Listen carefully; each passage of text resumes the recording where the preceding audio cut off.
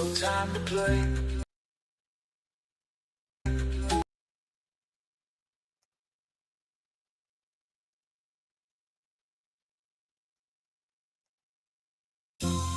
Fake smiles in the crowd, they wanna play. Snakes in the grass, better keep them away. They talk behind backs, but quiet to your face. We see through the lies, no time for this space. Fake people, we cut them off quick. No love for the snakes, the games make me sick. Trust is a gem, can't give it for free. If you ain't real, you don't roll with me. Fake people, we cut them off quick. No love for the snakes, the games make me sick. Trust is a gem, can't give it for free. If you ain't real, you don't roll with me.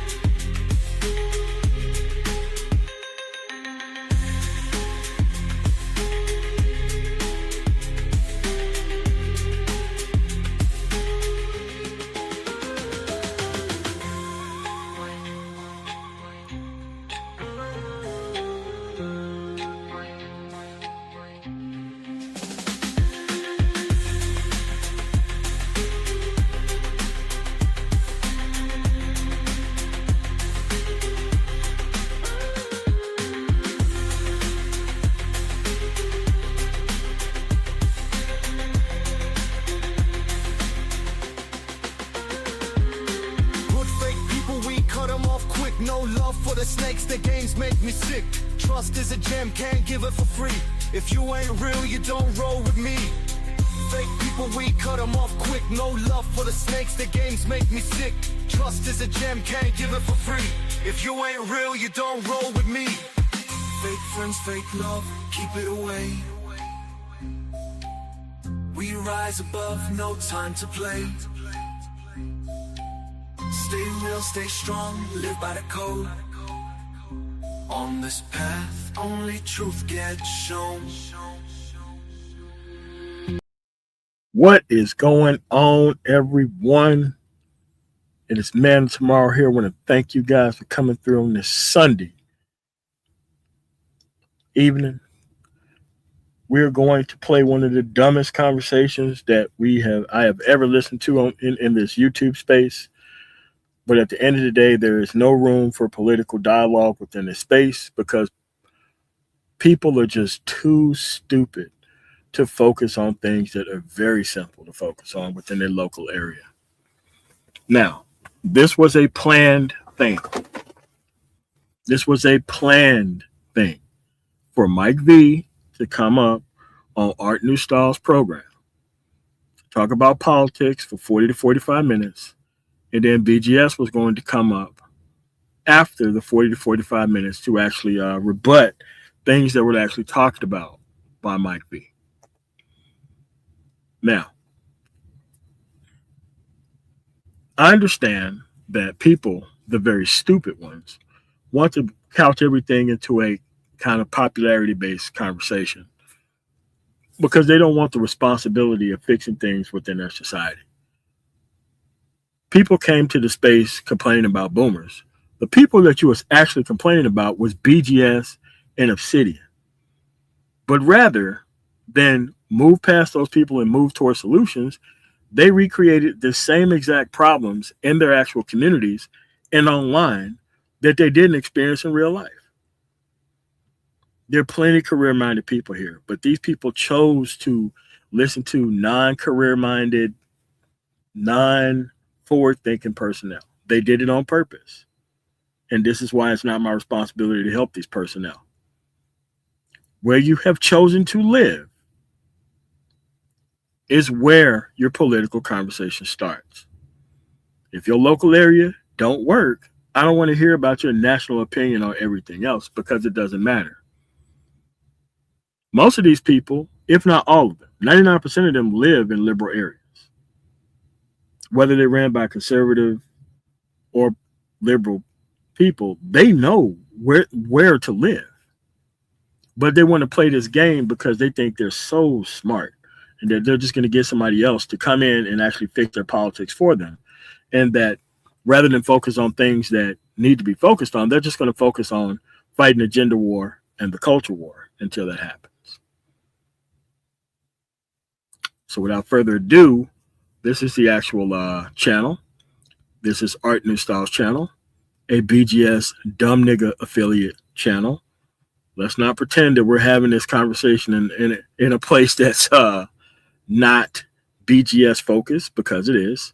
He owes his whole online career to BGS because he has a 24-hour dumb nigga network. You have the solar shines during the day, you have the lunar shines at night, but Art is kind of like an 8-hour kind of omni shine that kind of cover the day and the night with what's going on here.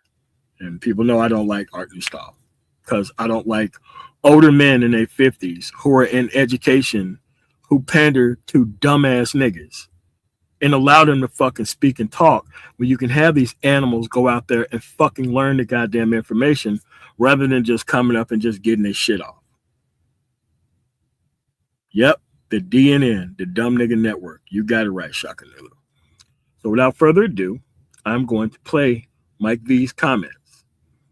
And I'm telling you, I cannot stand these 50-year-old fuck niggas with this cool idiot dumb nigga fucking energy. Sound like he's half in the bag, half on the scissor or fucking codeine or some shit. It really pisses me the fuck off that these people decided to hide behind black culture in order to remain fucking stupid and structure conversation around ignorant ass fucking people. So without further ado, let's start. Sharing and things of that nature. And I just want this to be a learning experience from everyone, or for everyone. All right. So without any other further ado, we can bring in our powerhouse here, known as Mr. Mike V. What is going on, good brother? What's going on with you? Hey, peace, bro. Thanks for having me up. I'm good. And yourself? Tired as hell, but I had to make because I kept putting this off. I got to do it. Gotta do what you gotta do. Yeah, because I want to be able to, just get some stuff out there, get your thoughts out there, because I don't think people are getting like full analysis on things that you and I guess Nagona is not coming. I'm assuming in Renaissance Man. So we have, what two monkeys don't stop no show. It's because I had Renaissance. I sent it to him as well. Two monkeys don't stop no show, bro. Like, people didn't come up there because this is a dumb nigga affiliate channel, and you're not a place for a realistic conversation. He came up there because to prove a point. Mike B came up there to prove a point that there's no real reason to be trying to be having these type of conversations on there. If I come on there, I'm coming on there with flamethrowers and grenade launchers. That's what I'm coming on there for. No other reason. But so we'll just do this probably like a little entry type thing, maybe. And see how it rolls. Anything you want to share before we move forward? Not really. We can get started, man. Okay. Talk to me like I'm a cop. Come on, man. Get this over with, man. I know the routine. Come on, man. So before we get started, Art Newstall actually also lives in California. So does Tia Son Johnson. So does BGS. So does a bunch of these people. Information Man, for instance. So does. So let's keep going. Read my rights, god dang it. Come on now. All right. Okay. here we go. So we're gonna start off with. Please hit the like button, share, and subscribe. Here, you guys. So the first thing is Okay, so I'm also going to judge how stupid these fucking questions are as they're being asked. So, what on to go? What's going on, MOT? Yeah. The views and opinions of the men of tomorrow are not the views and opinion of anybody else who could jump up on this panel. My commentary will be extremely brutal, as always. But let's just keep going. everybody popped up all of a sudden. Okay. What's this about? Okay. All right. So the topic on this one is what happened to Jasmine Crockett. But when I have these, I have like little bullets as far as under the question here. And what I'm gonna do, I'm gonna share a clip. Let me go ahead and share a clip real quick. And then it'll give you kind of some context of this lady here. We got 21 in the building. It's not bad for a little shindig here. Okay. So before we keep going forward, Jasmine Crockett is not the chosen black person for all of Black America. I don't know why the fuck are we starting off talking about Jasmine Crockett when she just lost her primary. How can the conversation start off about politics about Jasmine Crockett? Mike V doesn't live in Texas. Art doesn't live in Texas. BGS doesn't live in Texas. AB Media doesn't live in Texas. A lot of people don't live in Texas. I don't know why the fuck we even talking about Jasmine Crockett. Because the thing is that in order to get these dumb motherfuckers to watch, you got to throw black women under the bus politically. And that's the only reason why the conversation is kind of centered around Jasmine Crockett. And there's no real reason to talk about Jasmine Crockett. Even though Mike is fielding these questions, this is a stupid ass fucking question. But go ahead, Nicole. No, that's true. That's Jasmine Crockett actually she had lost the primary. Yes. She's kind of out. She's out. There's some other moves to be made. There's some more relevant types of people that one could go to. But we also we know that this is of certain focus that these folks want to stay on, and we'll take it from here. They'll take it from there, MOT, right? Yeah, and you have to understand that the person who actually took over Jasmine Crockett's seat is arguably a better choice than her. But see, no one is even talking about that because the only person that matters in the United States when it comes to politics is Jasmine Crockett. Because it's the only way you can talk about politics is to get these, Sierra Mike Foxtrots to even listen to you is by a black woman being thrown under the bus. But he lives in California, so why would this be a first question about politics in the entire Manosphere? Absolutely asinine. Where is she? Uh-oh. Oh, videos. Here it is. Here she go, right there. So we're gonna bring it back to this here. I was trying to cut it short already, but hey, we'll just go from here.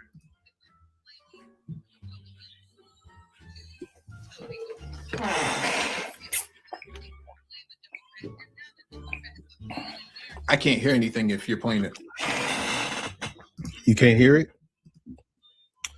Uh-oh. What can we do? You know what? I think I can just do let me close this out. Oh, jeez. Add her back here. So we're at 20. Okay, stop the screen share. So what I'll do is my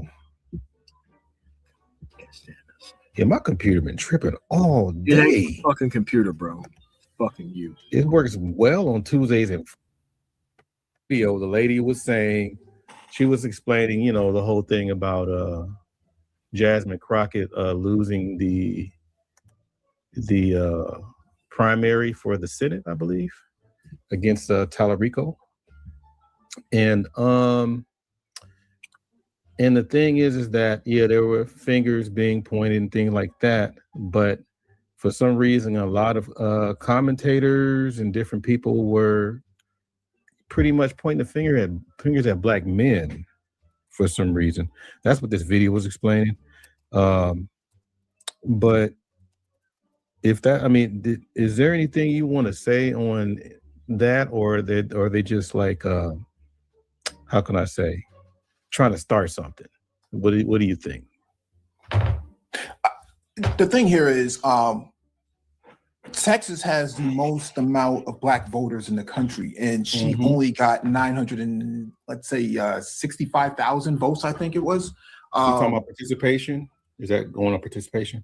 Yeah, black voter turnout was low relative to the base itself, and so that's really, I think, what some people might be highlighting. Some of the analysts might be highlighting. But you saw this in Louisiana as well with Gary Chambers when he ran for Congress and he ran for Senate. Only 16% or 17% of black people came out for him, despite the fact that he had a whole entire black platform. So I think that it's a combination of many things when it came to Jasmine Crockett. You know, it was timing, it was voter turnout, it was the redistricting by the state of Texas, it was closing of the polls prematurely. In her areas, but not in Tallarico's areas. There was a variety of things that caused her to lose. And she didn't lose by a wide margin. She lost by, I think it was like 100,000 or 200,000 votes, which is not that much relative to the voter population of Texas itself. So I think it was just a matter of not getting the black vote out in the higher numbers. But then again, black voters typically don't turn out that much. Biden had the same issue in 2020, and these numbers have been kind of steady the last midterms as well. So, which Mike B is correct. Black people do not show up in the primary, and this was a primary that they needed to show up in, as with every other primary. But you can't really blame everybody else. Like, when the vote is, if you voted the last time, they send you a ton of text messages on your phone and all that shit, emails and whatnot. Like, you can't want her to be the candidate and then don't show up when it's time for her to actually run. We have like the voter suppression stuff, the closing of the polls early, which I think is going to be something that's going to happen in the general election. But at the end of the day, you can't blame her for losing. She put her hat in the ring so that way she could try to get representation. And when the people don't show up, that's not her fault. Well, also one point I also want to say that as when they were doing the polling came across real funny as well, because apparently it looked like she was way ahead and they had her at all these high numbers, and people were wondering whether they were kind of messing with the polls a little bit to kind of make people think that she was so far ahead where some people didn't want to come out.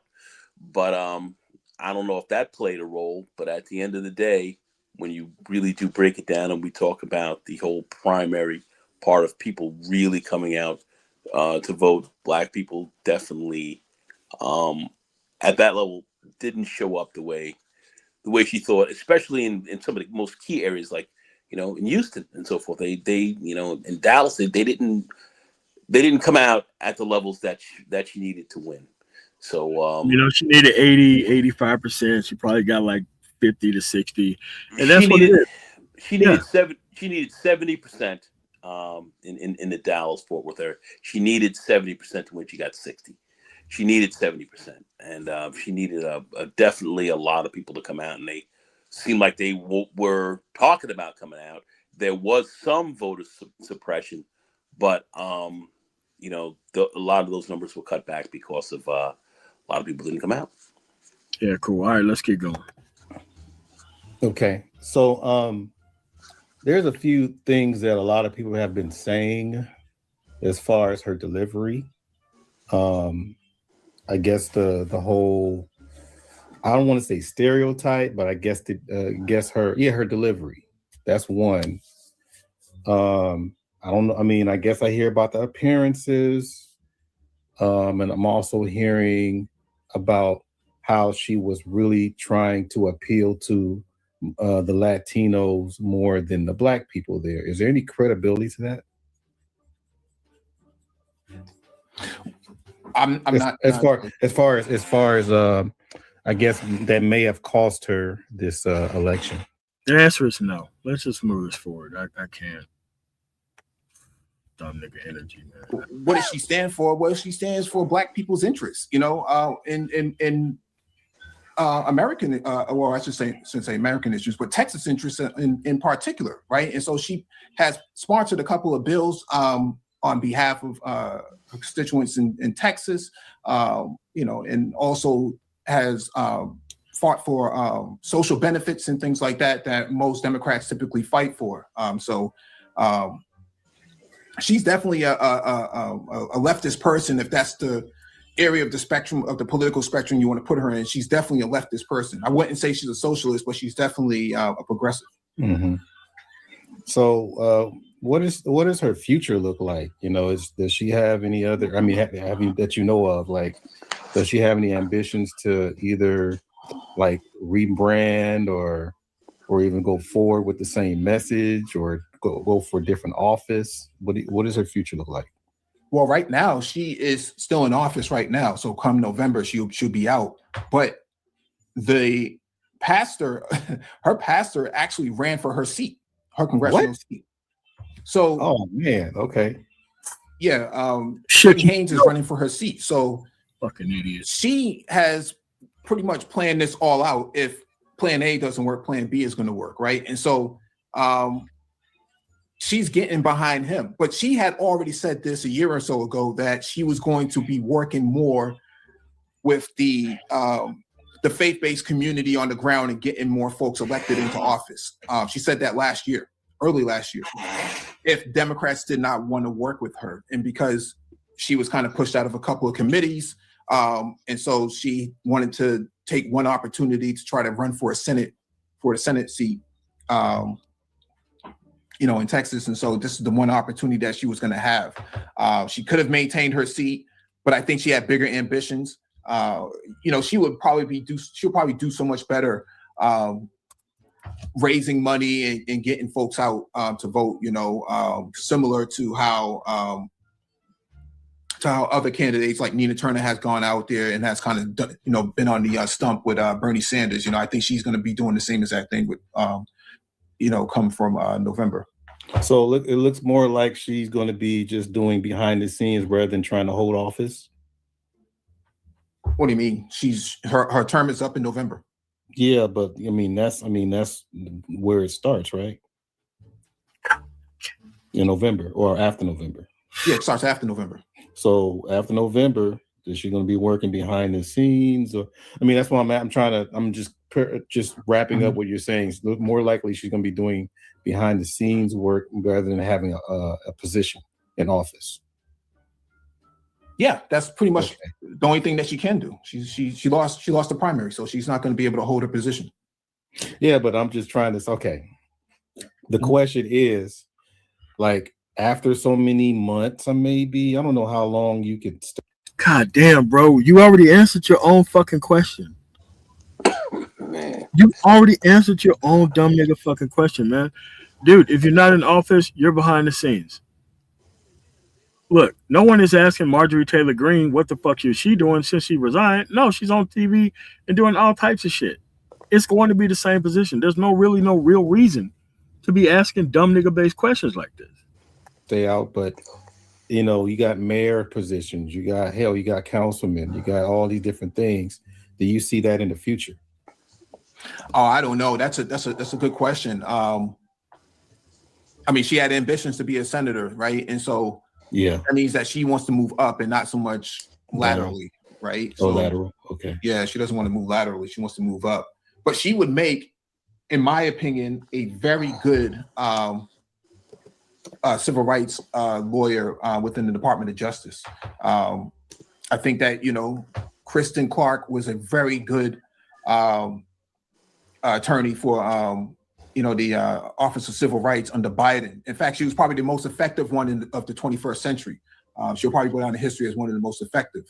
She was the one going after all those police officers in their malpractice, right? And so I think Jasmine will probably pick up the torch.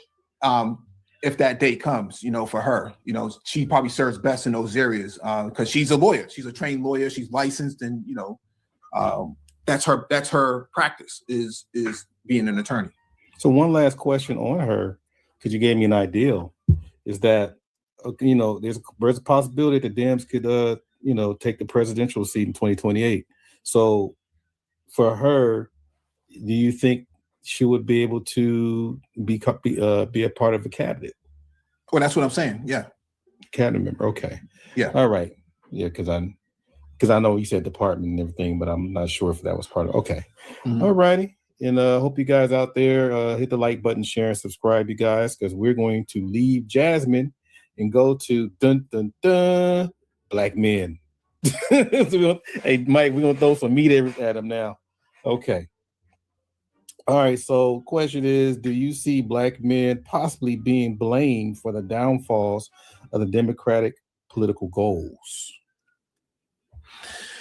Not necessarily. I think that's also a bit of a straw man, because across the board, black men are not that much of they're not that much of the percentage of the vote itself. But in the key battleground states, yeah, black men's vote really matters in those areas.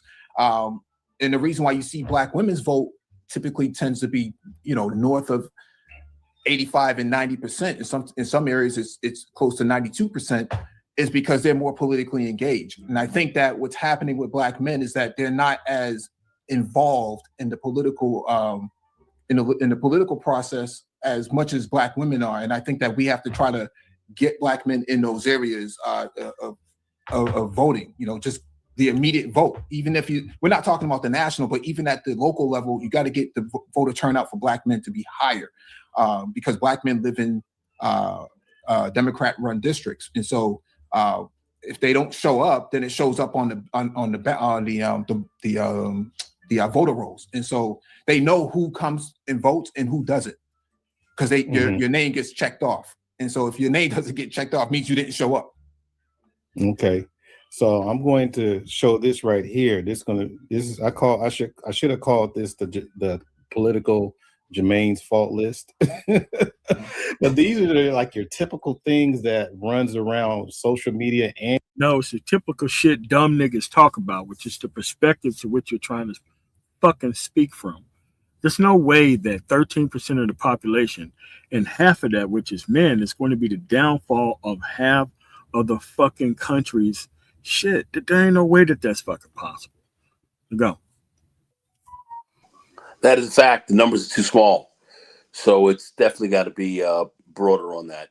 There's no question about that, MOT. We're only talking about, would it be 13% of the population, maybe with mixed race kids and everything else, like about 14.1%. That's what we're really looking at. So, yeah. 8%, when you got a whole white population that's way more than that, Hispanics that's way more than that, and they actually participate, there's no way black men can be at fault for that. But at the end of the day, just because this is who these people hang around all the time, they actually think that the whole country is made up of what they hang around all the time, and that's how come you have these stupid nigga-based fucking perspectives on politics when like, oh, just because I'm involved, the whole thing revolves around me. Like, no, that's not how it fucking works. Your numbers have never been any bigger than what it is. No, like you said, about 14.1%. We're talking about men and women together, but you're talking about black men, you're looking at a little less than half. So you're looking at, between 6.5%, 7%. That's what you're talking about. Yeah. So let's keep going. And in person and different spaces. Hell, and even like CNN, you have those things. These things are being said. So we'll go down the list. Like underperforming voter turnout. You mentioned that earlier, right?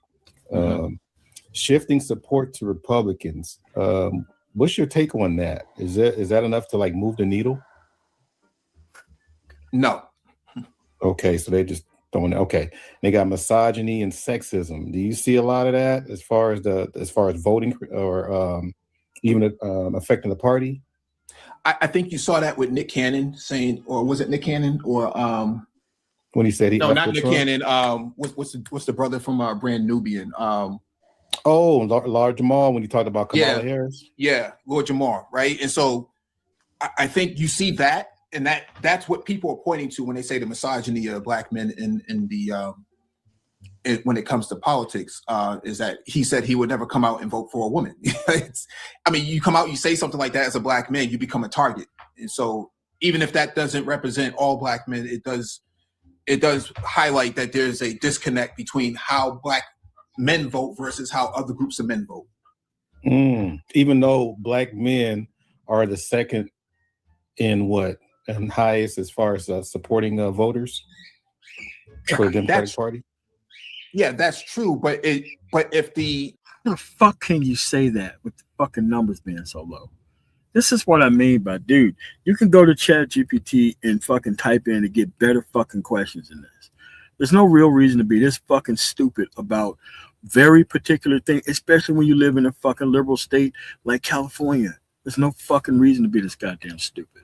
Suspicion is that misogyny is what's leading black men not to vote for female candidates. You have somebody come out like Lord Jamar and say that, then it reinforces the stereotype, right, or the perception that that's what's driving black men to do that. But I do think that we do have some gaps in when it comes to voter turnout for black men. One of the things that we've been highlighting for the last few years on the Brain Trust has been about incarcerated black men who re-enter into society. Their voting rights have not been restored. The other factor here is that people with past criminal convictions who are free also have their voting rights stripped away too.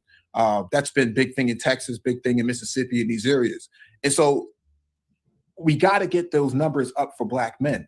Sherry Beasley, I think she lost by 400 votes. If you take 400 black men that sat home or just could not vote, that's a part of the that's a part of why you don't see that's why you don't see the numbers for black men and black women running parallel with each other. Yeah, this is quite interesting because these are from different publications. That's how I got all these different titles. But it's quite interesting that they would throw misogyny and sexism with us when we pretty much, I mean, we nickname it the Big Mama vote. We're the okay. All right, enough dumb nigga talk. All right, what they're actually talking about here is that they scapegoat black men in these publications. They don't actually come to black men and sit them down and have a conversation with them about why. You've never seen a group in any political situation where they have a group of liberals and a group of black conservatives sit down and talk about shit. Because black conservatism is a fraud and a con, period. And all these red meat type of issues that they kind of blame black men for are just things that doesn't make any sense. You know, I've never heard of the Big Mama vote. Like, that's that type of shit that gets the shit slapped out of you. As a person who's above age, that type of shit should never come out of your fucking mouth. That's funny. That's funny, Big Mama. The Big Mama vote. I've never heard of that shit, ever. Kind of like the Ice Cube effect. Never heard of it. The leading male demographics as far as going with, you know, our mothers and aunties, you know, sort of supporting that. So for them to put that out there, I think me personally, I think that's considered misinformation, you know, in my opinion. Not necessarily if Lord Jamar comes out and confirms that. Yeah, here's the thing though, that's him.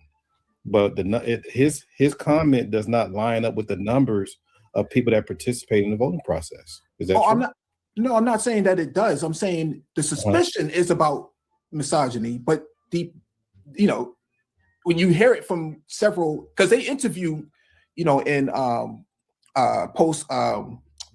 post-election follow-up, right? And they go on the streets. You know, there's several of these videos around New York and some of these other areas, and a lot of brothers didn't want to come out because they didn't trust Kamala as a candidate, and they trusted Trump more, despite the fact that they live in these sort of Democrat-run areas, right? And so I think that there is something to it. It's not widespread, but I do see and hear that there are some brothers who just don't feel comfortable, who did not feel comfortable voting for her, despite the fact that she did have a clear platform.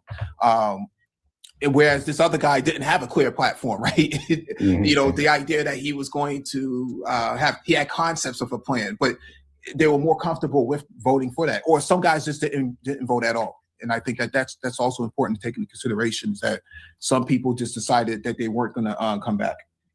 Yeah, my last comment on that is that I think the black men have the least of this description compared to the other male demographics when they vote. Mm-hmm. Would you say that? Yeah, I think traditionally, to your point, yeah, that has been the case. But I think this time around, this election around, even Obama had the famous interaction in Philadelphia on the ground when he kind of chastised, you know, some of those black men on the ground, right? So there is something there to that, right? We hear this, you know, and we see it in the polling about where black men feel with certain candidates. Yeah. And I don't want to hold them to that, but I definitely think that sorry about that.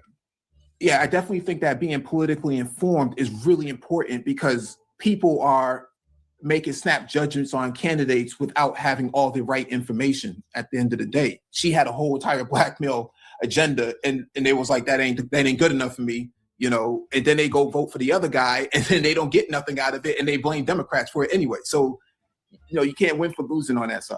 So we'll get to that. The other one is, quote unquote, falling in line. Black men doing what they're told. Shut up, vote. So is that credible, or what do you say to that? I mean, matter of fact, have you seen any kind of interactions like that when it comes to black men, and people tell, you know, how they're interacting with black men as far as voting, about their concerns and things of that nature? Not really. I mean, I think social media allows things to go viral, but I definitely think that the quote unquote falling in line, I think it gets misconstrued, because it's not necessarily understood that if you want your interests to be supported, then you have to also vote, you know, on you know, for this candidate too. And I think what happens is some people become hesitant. They be like, well, I don't know if I really want to vote for this person or vote for this party. And it's like, okay, so what is that 1, 2, or 3 things that you want at the end of the day, that you want, you know, fulfilled at the ballot? You know, one of the things that we have covered in the past was decriminalization of marijuana. That was a big thing in 2020, and even before that. There's only one party that supports it, and there's another party that doesn't support it. It's not that difficult, right? When you talk about legalization of cannabis, right? Beyond decriminalization, but the legalization of it in order to sell it. It's only one party that was supporting that, and there's another party that didn't support that. So let's go back to the falling in line thing, because you already had Tiffany Cross. That was a big one there. And then there was other, I think it was someone else. It was a few people, but sometimes, oh my God, what's her name? Joy Reid. You had different people doing the finger wagging to black men about how they vote, or even how they voice their opinions.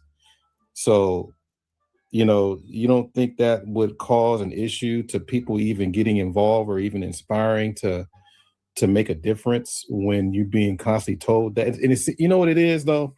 It just seems like it's a system on the side of that party that came together and decided to say that to black men, but not anyone else.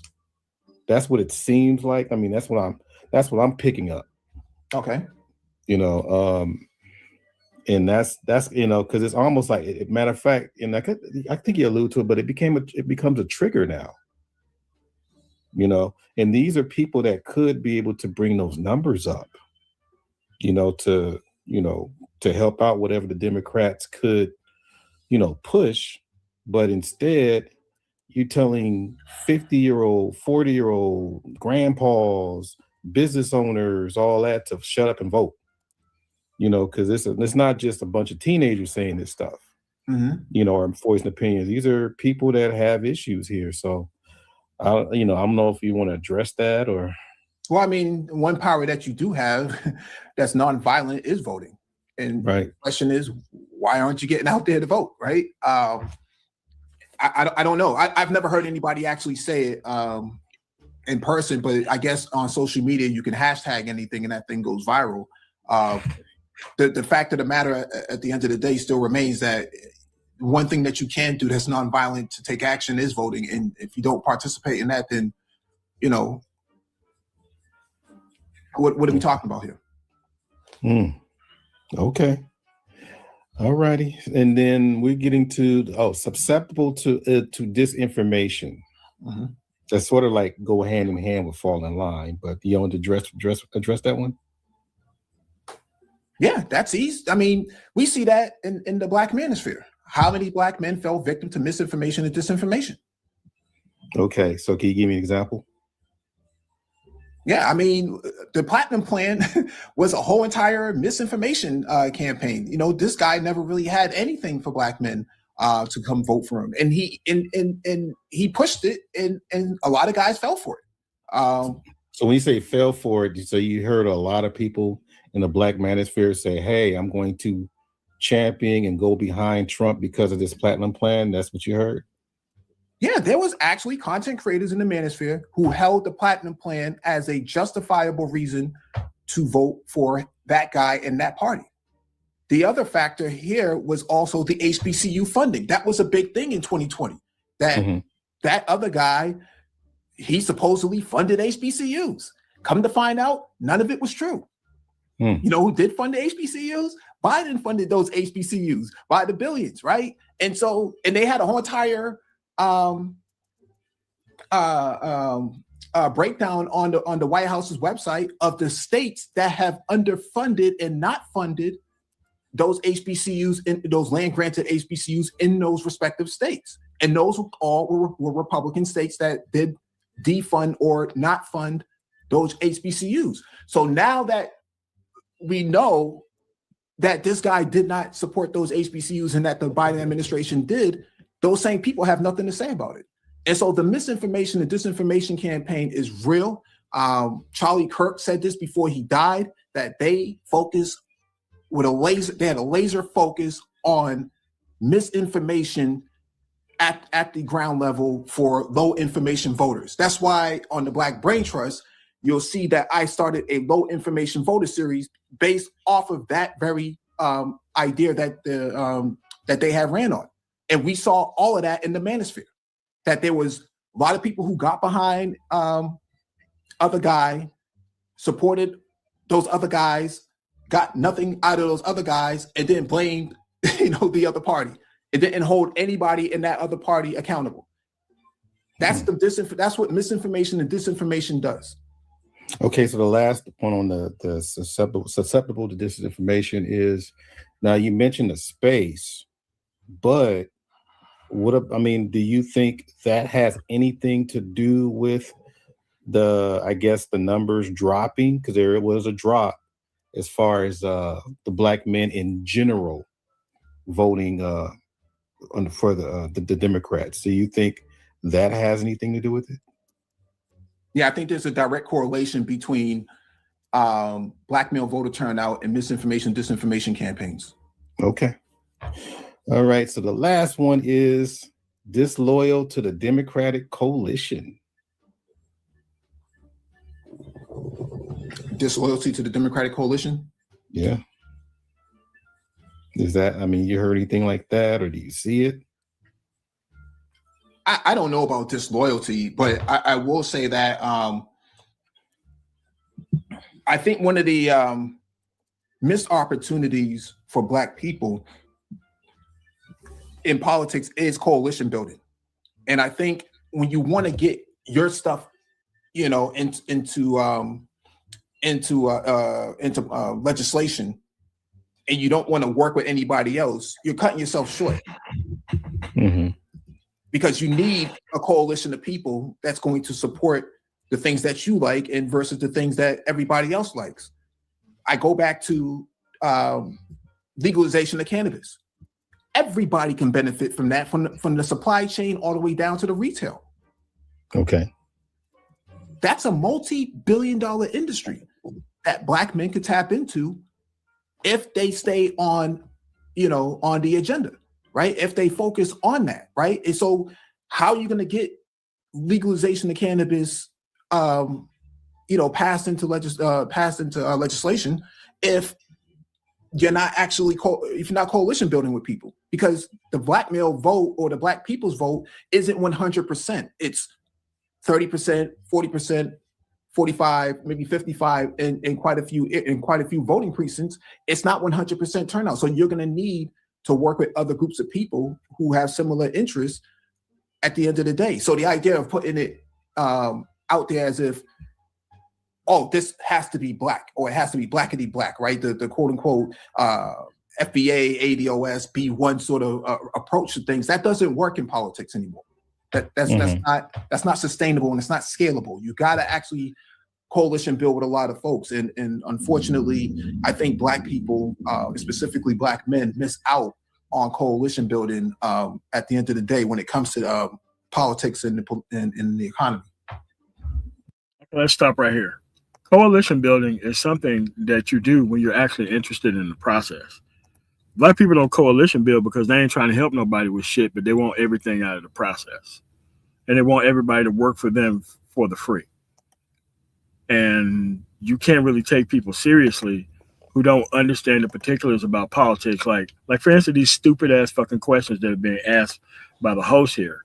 Like, most of these questions are still the same question. How come you didn't support Democrats more? No questions about what the fuck Republicans do. Not a single question about what the Republicans are going to do, but the Democrats need to do anything. Everything needs to be done from the Democrats. It's just asinine.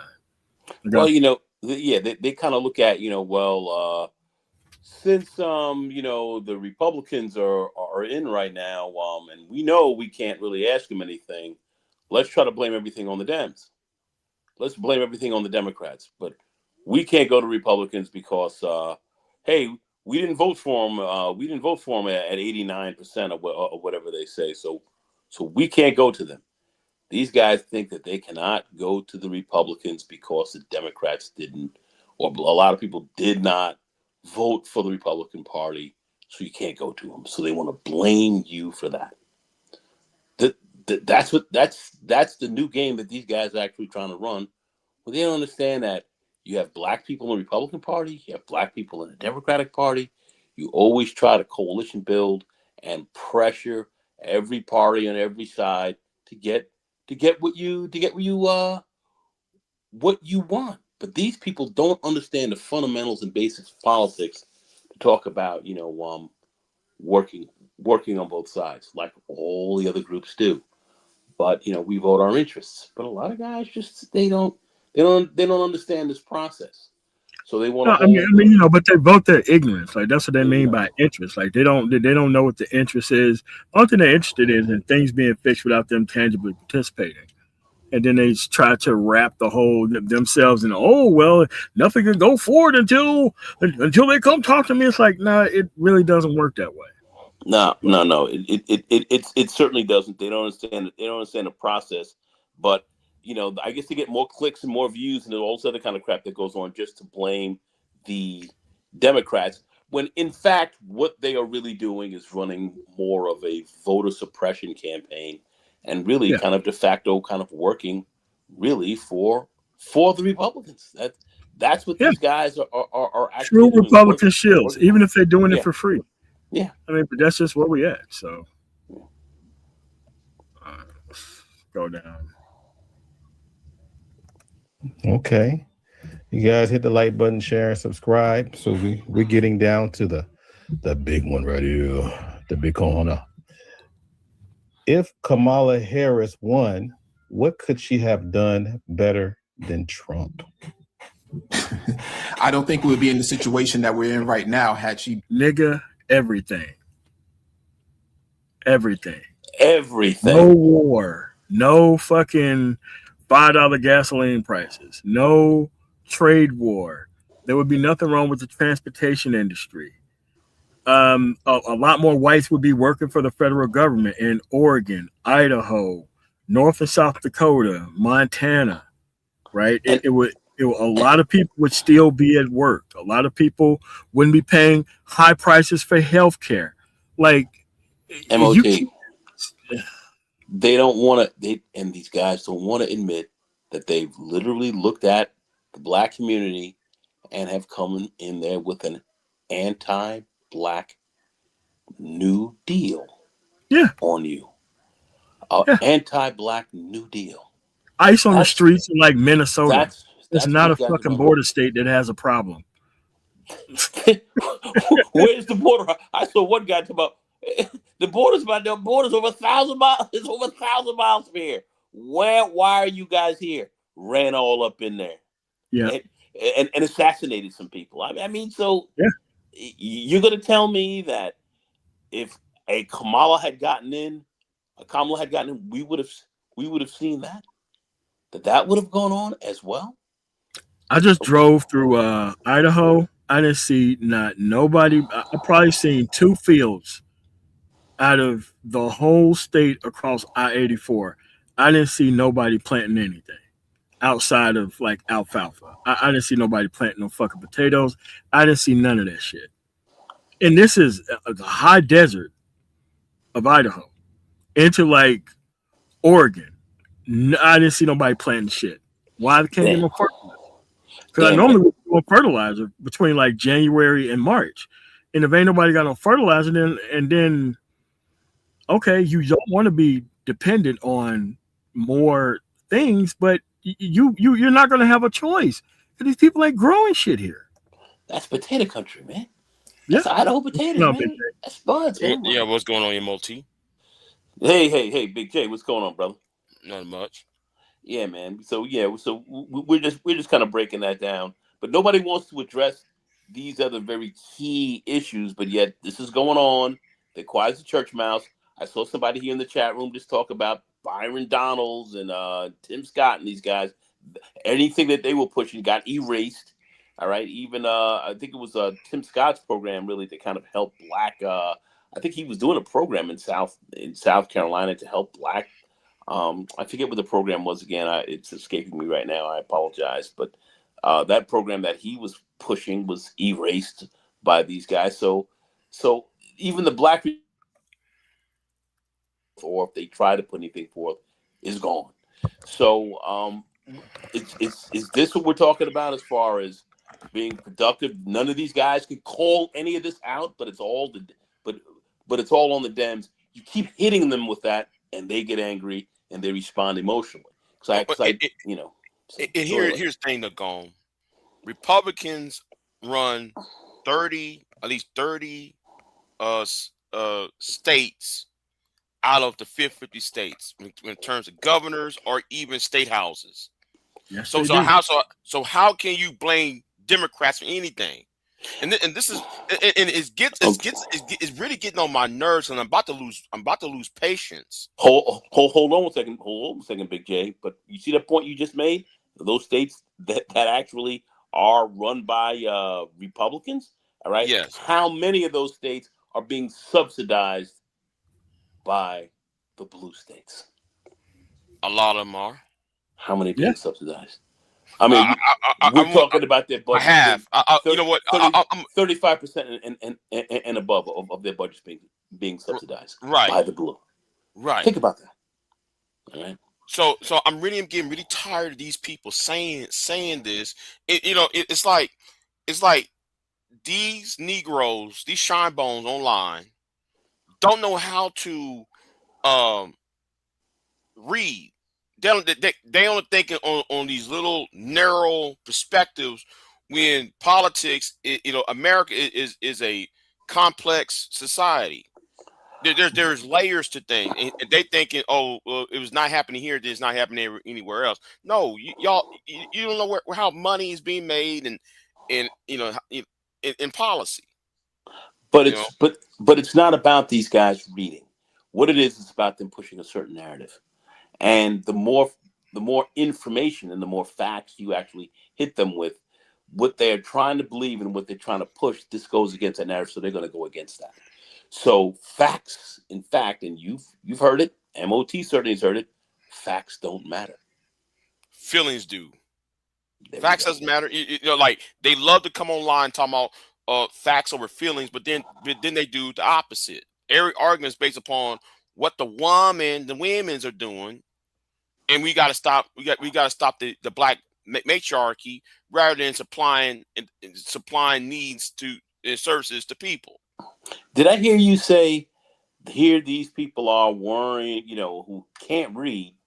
These Negroes can't read, but they're looking to get submission from a black female educator. Right. Did you not say that? Okay. Yes.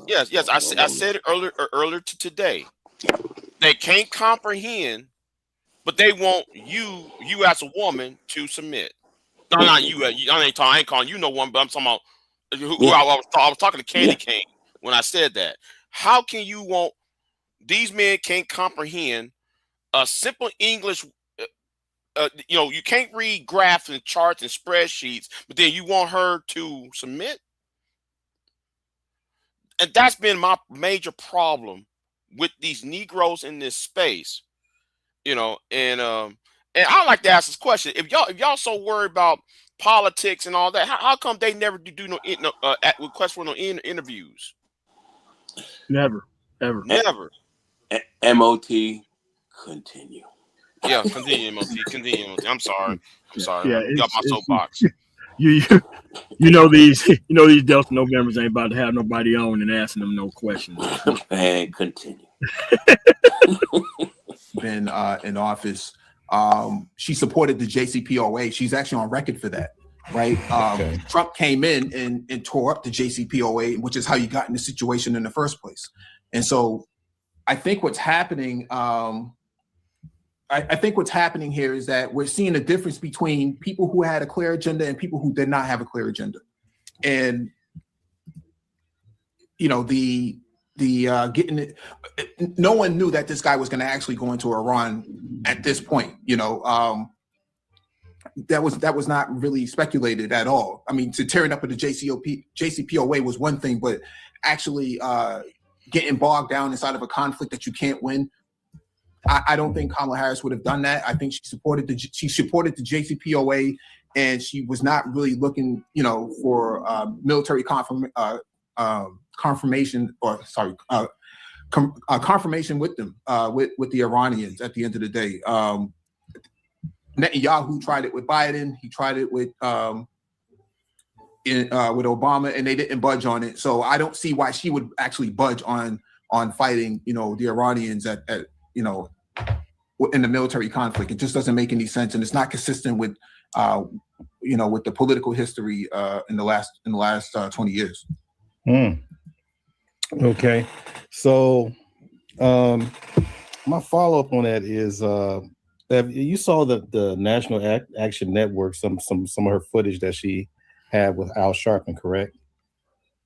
Say that one more time. You saw some of the footage that she had with Al Sharpton when she was with the National Action Network. I think it was a convention or something. Did you notice a difference in the ways, the things that she say compared to what she was saying before? Yeah, because I think when you're the vice president, you're kind of beholden to what your POTUS is going to do, and so you don't really have a whole lot of flexibility. And I think that now that she's not in that position anymore, she's free to say how she what she thinks and how she feels. Okay, because she talked about transactional voting and she said, "Get yours." Whatever. That was funny. Anyhow, well, I mean, she paid attention to what happened in New York City with Mamdani. That yes, you can run on a strong leftist platform and win, and I think for her, that is the direction that the party, that the voters on the ground was trying to pull her into, and she could not really budge that much. And that's where you got Liz Cheney getting pulled in to try to pull that moderate vote in, and that didn't really work, right? Well, it didn't work to her advantage, but it was the idea that in order for her to win, she had to get the moderate vote, when in fact the party was actually pulling her, or the voters were actually pulling her to the left, and Palestine became the litmus test for where she needed to be, and that's where she failed on the moment. And unfortunately, it was outside of her control, in my opinion. That there was nothing that she could do at that point. I think Biden kind of screwed her over in that area by by not necessarily doing anything about Palestine. And she was kind of, had her hands tied behind her back. There was nothing that she could have done. Okay. All righty. So yeah, because we've been, how long we've been talking about Kamala Harris, man. So I just wanted to touch on that to find out, what's your take. Now, there is a rise. Well, it's been a long rise now of people highly criticizing the direction and action of the Democratic Party. So, give me your take on why that is, because I don't hear. This is the same fucking question 4 or 5 times in a fucking row. And it's like, so far, we haven't asked the Republican Party to do a damn thing. Now, Art lives in California. He lives in California. How do we have all this shit about the Democratic Party when you live in California? Okay, all right, let's just keep going. I mean, you hear a few people talk about, going to the right completely, but not that many.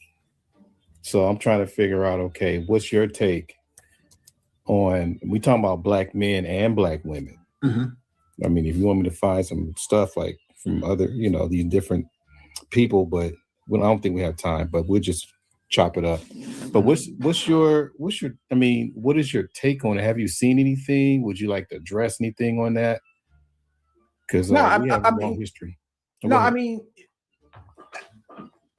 I mean, they're free to do that, right? I mean, such a wishy-washy question. Like, I don't know what the fuck I'm talking about. Give me ammo so that way I could just use it against the Democratic Party while you ain't asking for shit from the Republican Party.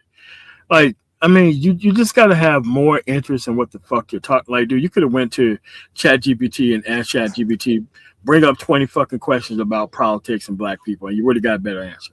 Would have took you less time. You wouldn't have to, sound like you're half in the tank on some scissor or some shit. You could just ask the question and be interested in what the fuck you're talking about. But you know what kills me? None of these people, and this is just I'm looking at this across the board right now with these pro-blacks and everyone else.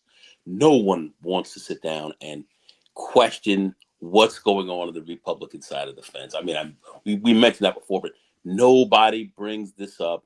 Nobody can talk about it. And when you hit them across the head with it, they get defensive, emotional, and go crazy. Just like Information Man, my frat, going off talking sideways when these facts were brought up, and he couldn't deal with it.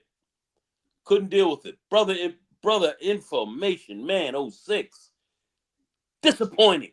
You blew it. What was that all about? The F was that all about? Come on. Gone for you. I feel like I've been stabbed in the heart. Well, we can't have him here in our social club no more. I mean, that much I do know. Social club? He's got to go. That's why, yeah, but that's why I said in the chat room concerning Information Man, right? Yeah. Concerning Information Man, that's why I do not trust pro-blacks. I don't like pro-blacks because they talk that what Information Man did earlier today. It was like, bro, you don't understand how the bill is made and what happened, the history. That's why I said in the chat room, do you know the origins of the crime bill of 1994? And all he did was peddling the same old talking points that like you heard from Tariq Nasheed. Rather than sitting there and looking at the origins, like, okay, when Biden pushed the crime bill, it wasn't. There's a thing called a rider bill. A rider bill is a bill that is a separate bill that they snuck into the original into another bill, right? So the bill was the bill that Biden was pushing was a domestic. Well, was a DV bill. They snuck that crime bill into the DV bill. But you try to tell him that, he look at you all funny. Like, bro, you don't even know what I just like. Yeah, but here's the other thing. Like, they don't understand, like, during the debate, the black church wanted one striking you out. The Republican Party wanted one striking you out. 3 strikes was a compromise. They wanted your ass gone. You had drugs one time, gone. They didn't want no rehabilitation, nothing. Right. They sure did. Bro, people forget about that. Sure did. Dude, Sure like the did. black church, like them deaths were piling up in these communities. That crime was out of sight. Overselling. What's that woman? What's that woman who was a secretary of the Commonwealth of Pennsylvania? She was the main one spearheading the crime bill. Yeah. She was the one spearheading, one strike, you out of here. So I don't know why though, these so-called I'm calling the pro quacks online peddling the argument that Biden did this and they did that. No, y'all don't even do y'all understand how the legislation came to be and how they put that one bill into the other bill as a compromise? You try to tell them that they act like though it was just all. You know what? Go ahead. I'm sorry. It's just that, and what they don't understand is this stuff was argued in the public. Like that shit's still on C-SPAN. It certainly is. And you can look at what was happening during that time. And you can pull those episodes sure up. Can. But no, and people make it look like, oh well, if I was just able to sell just a little bit more drugs and I would have been A-okay. And it's like, no, dude, you was poisoning people in the actual community. Nobody gives a shit that you went to jail over that shit. What about the other 2 strikes? Like, come on, man. What are we talking about here? Yep. Let's keep going. That's their prerogative. I think that what's happening here is that folks are getting trapped inside that MAGA ecosystem and not necessarily walking away with anything. Because the idea here is that Democrats, got to provide tangibles, right? But then when they go over to the Republican side, they don't get any tangibles at all. They don't even get acknowledged, right? Byron Donalds running for governor of Florida doesn't get acknowledged. John James running for governor of Michigan doesn't get acknowledged. And these are guys who stood up there and backed Trump in 2024, and they got nothing out of it. In fact, they're not even acknowledged in the party. So I don't know what they're thinking they're going to get out of the MAGA movement or the Republican Party or the GOP, because all of the GOP members have said that they are against reparations, lock, stock, and barrel. Whether it's Lindsey Graham, Mitch McConnell, John Kennedy out of Louisiana, all the major people that could support, that would be responsible for passing the reparations bill that they're talking about, are against it. J.D. Vance, he's against reparations. He openly said that in 2024 that he was against reparations. So I'm not sure what they're getting out of it, but they think that, I guess, going over there is going to stick it to the Dems. But at the end of the day, if you live in Chicago or one of these Democrat dominated areas, I don't see how it helps. I think that you're only hurting yourself in the end. And at the end of the day, people are not going to feel sorry for you. I mean, we see this with the Latinos in the Republican Party now. People who went out there and voted for Trump in 2024 had their family members deported 6 months later, and some of them got killed. And no one seems to think that that's an issue. So I don't know.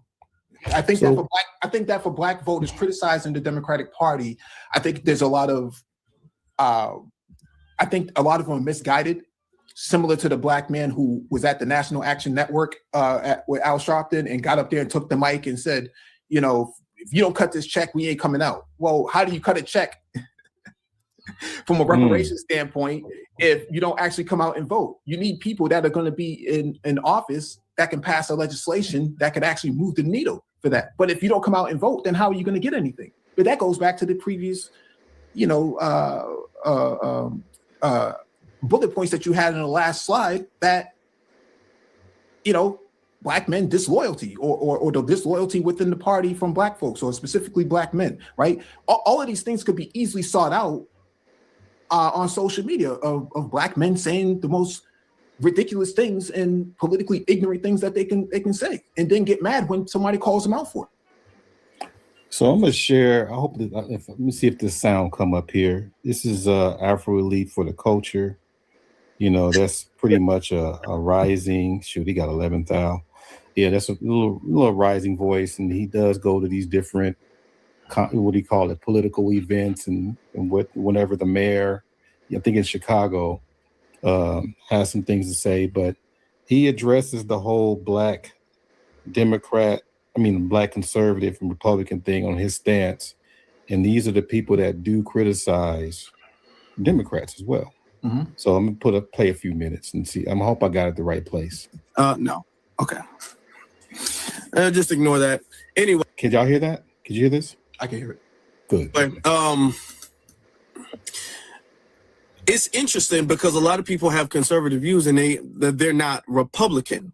So I would like to kind of have a conversation about the difference, because I see there is a difference between somebody being a conservative and somebody being a Republican. All right. Okay, that's elementary. And the black Republican representation has completely tarnished the black Republican brand. We're going to have to be honest about that. Okay. Black Republicans. Hey man, I'm not listening to this day one shit, man. Let's just move this forward. I don't want to hear this. Exactly. No. Nope. One, because that's a big one right there. Because like he already has a blueprint again. He already has the format on how it should be. Because there's no such thing as a black conservative. Black conservatives don't live in black conservative areas. They live in liberal areas and claim to be conservative. The only thing they are is political non-participants. They do the shit for attention. They can't debate policy. The only thing they do is claim to be Republican and then talk about feminism and the fucking culture war. How many times have we fucking seen that? I don't want to go through that shit again. I definitely don't want to listen to a young ass dude who don't know what the fuck he's talking about and restarting the conversation or restructuring it around him. Not having it. Exactly. And then they'll sit on, and then they'll sit back. And I guess in this case it was more of rights and safety and all that kind of stuff. Mm-hmm. And this other guy is more reparations. So I that should be a good conversation. Now, question is, and I think you kind of addressed it, but we probably did dig into it a little bit more. Mm-hmm. Is there an agenda spelled out for Black people from the Democratic Party after the 2024 election? Again, another dumb nigga based question. Let's just move past that. I don't want this whole black agenda shit. It really gets you to look stupid on the national fucking stage. You need to hide your fucking intentions behind statistics and call it something else other than the black fucking agenda. That's how you not get votes for shit. But to the Delta November, they gotta have their name on shit. So there is gonna be no Tupac hit 'em up bill of like 2026. That's not happening, dude. And nobody's voting on this shit. Well, keep in mind, Kamala raised $1 billion, so $100 million is not that. It's it's only 10% of whatever she raised, and so I don't know how this is going to work out for them because he is in charge of the largest economy in the country, one of the largest states in the country, and he has a lot of backing at this point. I definitely think he has a lot of backing. I just don't know who else is going to be running, right? Whether it's Andy Beshear, whether it's going to be the governor from Illinois,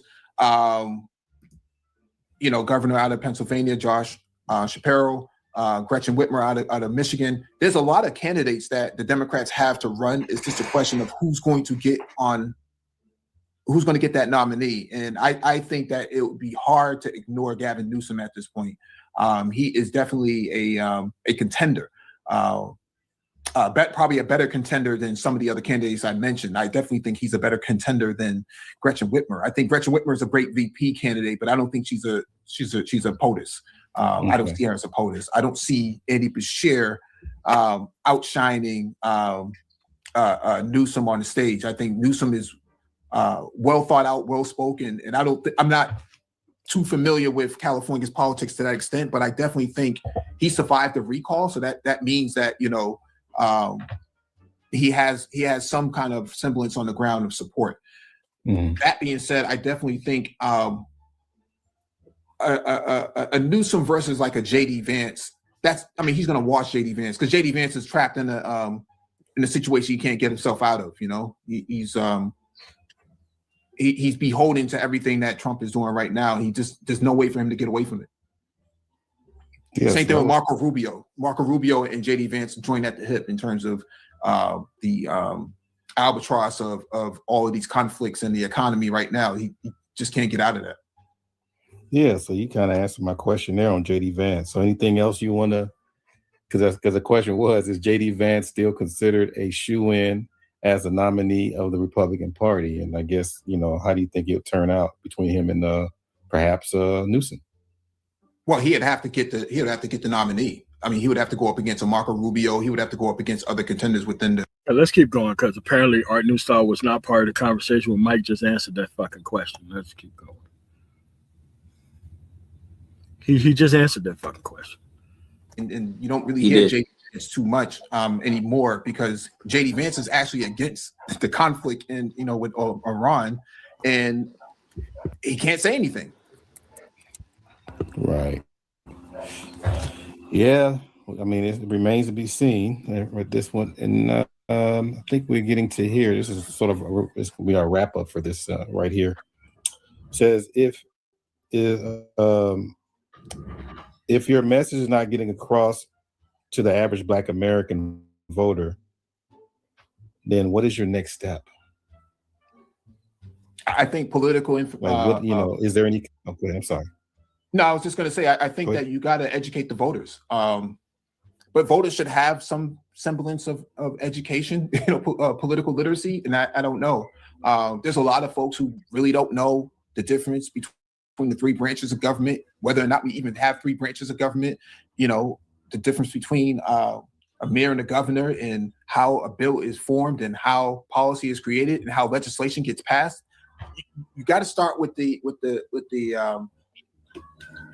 basics of civics and government for a lot of folks. And unfortunately, I think that's across the board, in this country, that a lot of people just don't know what they don't know. And I don't know what to do with Black voters in particular, other than what Black Voters Matter has been doing, with their tour bus and going around and educating folks. Democratic voters tend to be more educated. They tend to have a higher level of education. But I think when it comes to Black American voters, you still have a lot of folks who just don't know that the Platinum Plan wasn't real. That they don't know that. Trump whipped that up, in a 24-hour cycle and tried to sell it off and package it, and folks didn't know that this is fool's gold. It was aluminum foil for the most part. It wasn't even platinum. So I don't know. I think there's ways of you leveraging TikTok and Instagram and things like that to keep people up to speed, but there is still a lot of misinformation and disinformation out there that creates this sort of confusion for Black American voters, especially outside of the swing states. You do see a lot of that. There was an interview in New York with a lot of Black folks on the ground who lived in the Bronx who may have voted for AOC, but then they voted for Trump. And so the confusion for those voters is that they believe that they're getting something better or different when they vote for AOC versus when they vote for Trump. That's confusion, okay? You can't vote for Roy Cooper in North Carolina and then vote for Trump and then think you're going to get something tangible out of it. It just doesn't make any sense, right? And so there are some gaps there that need to be covered. And I think that a lot of Black people just, there's a lot of pride, a lot of ego in folks in their understanding of politics. Okay. So on the last one on this, and then we have one more after this. Can the Democratic Party survive without the Black vote for 2028? Man, fuck. You can do about it because it's beholden to this one guy that you see on screen. in your screen. And so it would be hard because a lot of Republicans now who are still trying to run for November, they're distancing themselves from Trump right now because they don't want to be tied in with the foreign conflicts and the economy more specifically, because there's nothing they can do about it. How do you defend a weak economy? How do you defend the ICE shootings and stuff like that? They don't want that, and so he came in here, he broke the party, and now the party's in shambles. And I don't know how they're going to rebuild it, but when you have that many people leaving office in your party, that's a big problem. Those are usually warning signs that you are in for a disaster in 2028. You're talking Obama-style numbers in 2012. I think he blew out Mitt Romney 363 to like 164 votes or something like that. It was a disaster for Romney, and it was also a disaster for McCain. And so Republicans knew that they had to do something back then, and Trump became the do something in 2016. Without Trump running in 2016, I think the Republican Party would be finished. Okay. Yeah. So hopefully we got a nice full Q&A with the Black. No shit. No questions about the fucking Republican Party. None. All your questions was the same dumbass question over and over again. But what about the Democrats? What about black men? What about this? Not a single fucking question about the Republican fucking Party. Not one. Not one. And that's across the board that I've seen so far. And just not this in the motherfucker Manosphere. lives in California. He had Larry Elder run for governor in his fucking state. Not a single fucking question about Republicans. Not one. That's across. And MOT, that's also across Black YouTube in many respects. This is what these people are doing. Think about it. Crazy. Okay, so let's see. Brain trust, because I guess people haven't been hearing from you guys for a minute, like before. Because y'all wanted the Republican Party to win, and they won everything. And when they win everything, there's literally nothing to talk about. It's time for you people to get out there and go mix it up with the people that you wanted in charge. That shit ain't got nothing to do with us. Y'all didn't want the Democrats in charge, so they're not. They have all three branches of government, yet all of your fucking questions were about the Democratic Party. That shit's unacceptable. And they're what are you going to do to get more black men to vote? Go fuck yourself. That's what they're going to do. Fuck them. I wouldn't try to get another solitary fucking black vote, especially if they call themselves ADOS or FBA. Like, hey man, out the door. Really nice fucking day you're gonna have. Fuck hold on a second. ADOS and FBA, they showed you who they are. They had that black candidate. They had their FBA candidate. They had that. Ran against Clyburn. They did not come out to vote. FBA did not come out to vote for the FBA candidate.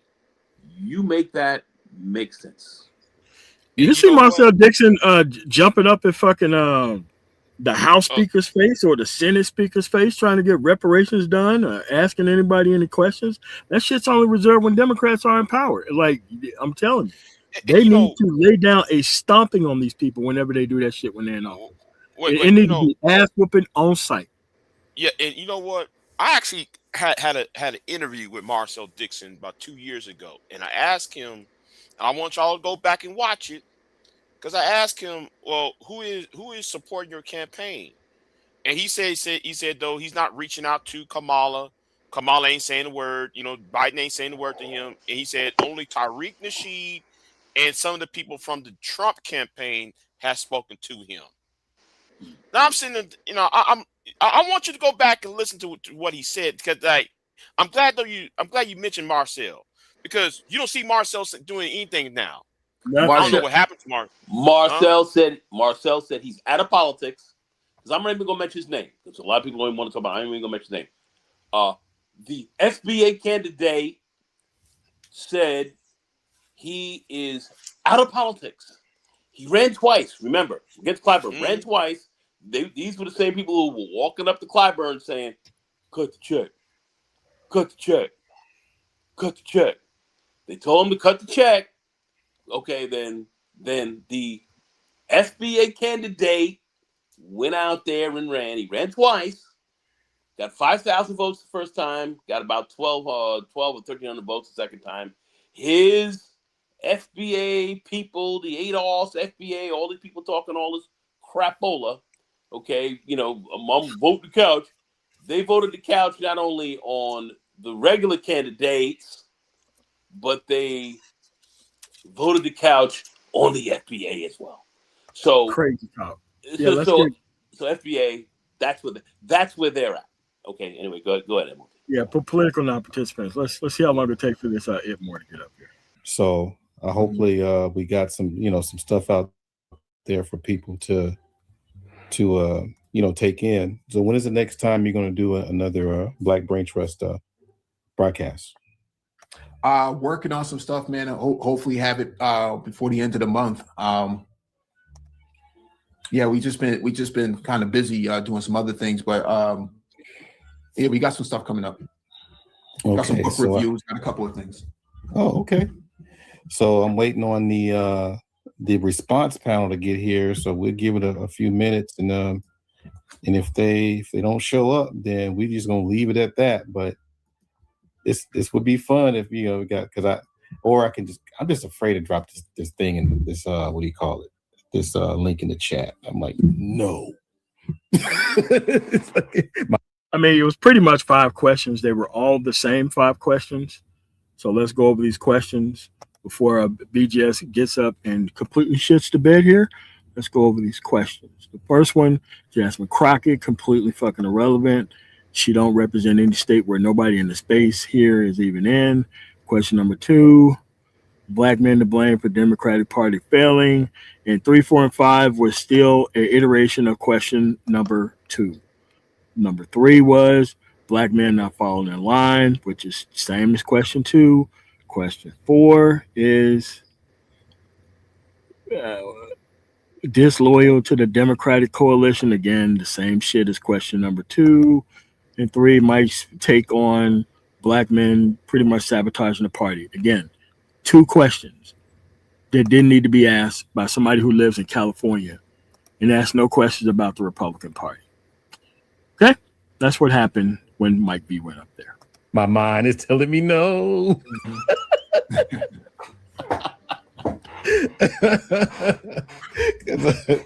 Because man, anyhow, but I appreciate you coming up and sharing your expertise and your opinions and viewpoints and all that. And then I most likely I'll make this another, probably maybe monthly. Okay. So, all right. So I'm gonna have you drop, and then I'm going to have the response panels because they're coming up right now. So I have you drop, and then just listen, and then after that, then you can respond to those to close it out. Yeah. Good night, Mike. Because there is no sense that's going to be made when these motherfuckers come up. Believe, no sense. And listen, believe me. Didn't even address anything he even talked about. Didn't address anything he even talked about. Shit. Anyway, go ahead. So before we go forward, we're going to talk about the Texas sharpshooter fallacy. And it's better that I show you what it is rather than tell you what it is. So that way you can actually see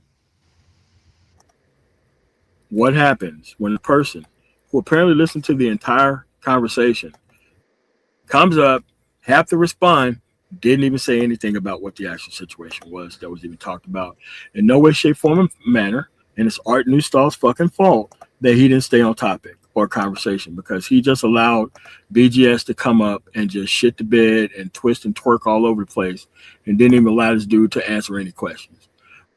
But then again, BGS is his Lord and Savior, the reason why he has a channel and all that. But at the end of the day, it was supposed to be a back and forth to get him to answer direct questions, but that didn't happen. So hold on a second while I put this Texas sharpshooter fallacy up here so that way you can understand it. It's a version of the Gish-Gallop fallacy, but let's just talk about it. Hey there, internet commenter. You've been sent a link to this video because someone is concerned that you are not arguing to your utmost ability. They're concerned you might have used a fallacy to make an important point, thereby undercutting your own claims. The fallacy they're concerned you might have used is the Texas sharpshooter. The Texas sharpshooter fallacy is one where an argument is made and confirmed using the exact same set of information. It's named after a story about a Texan shooting at the side of a barn. After firing the last round, he walks over to the barn and draws bullseyes around the sets of holes that make him look like a great shot. Essentially, cause and effect are reversed. We believe the Texan is a great shot because of the appearance of his targets, when in fact the appearance of his targets is determined by his shots, which are nothing special. In conversational practice, a Texas sharpshooter ignores information outside of a desired result. Only things which have hit a target drawn ex post facto are considered worthy. For example, Mike and Straw Mike are talking about very awful and morbid statistics for workplace fatalities. In the United States, we focus most of our workplace safety efforts on protecting women rather than men. Over 90% of the victims of workplace deaths are male. It's awful how many people die each year on the job. I think it's important to note that all of the most dangerous professions, construction, shipping, and manufacturing, are in heavily and historically male-dominated industries. To address your concern that we're worried more about women's workplace safety than men's, I think we should be looking at men and women doing the same jobs in the same industries. Straw Mike has drawn a target around statistics which support his most likely pre-existing idea that men are second-class citizens. He has ignored outlying information, specifically that there are more male victims of workplace death because historically there are fewer women doing the most dangerous work. Not because, or not just because, a lack of appropriate protection for male workers versus female workers. The Texas sharpshooter is related to confirmation bias, a type of cognitive bias where people have a tendency to interpret things in ways which confirm their own beliefs, ignoring that which challenges or disproves them. Which is to say, you might not be a Texas sharpshooter on purpose. Your sneaky brain might be doing it for you. But ignoring conflicting information is no way to win an argument. If you're unless you're a master teacher. And it's the only way that you can argue, and the only way you can have these arguments is in front of a bunch of Delta Novembers who don't know how to do anything. Unbelievable. So let's bring this back up and see how bad or what color shit did he shit the bed with this time. So let's. Okay. Because he said some questionable things in here that I have to stop and pause.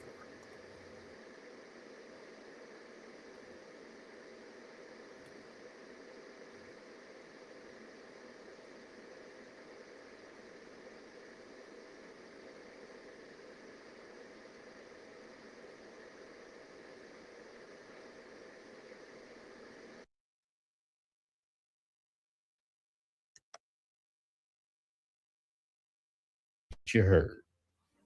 Man, I mean, it's what still goes on, and what they still won't admit is that Trump didn't win this election. The Democrats lost this election. Trump got more fucking votes than Kamala Harris. Popular vote than Kamala Harris. And that question had absolutely fucking nothing to do with the 5 questions that Mike V talked about. Out the fucking gate. Not even on topic or subject. Out the fucking gate. But that's his key point that he's had against the brain trust paper. You guys lost the election. That's this guy's point. That's his point. I'm sorry. He listened for an hour and 15 fucking minutes. You completely missed the fucking point within 5 seconds of him fucking. Oh my God. He actually thought though that was a slam dunk right there. He thought that what he just said was slam dunk.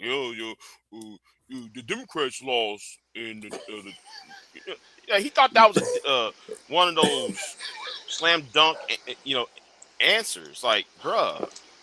I mean, but he shot a 3-point ball in the other basket and just started running around. It's like, yeah, the reason why nobody's chasing you down there is because that's not the way you're supposed to be running.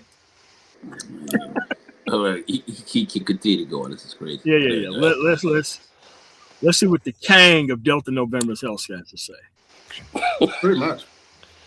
Trump didn't win it. Democrats lost it, and that's what they fail to actually address. Okay. What? What if Kamala Harris got elected? Okay, she's basically a controlled neocon by Trump's inner circle. So not much would have.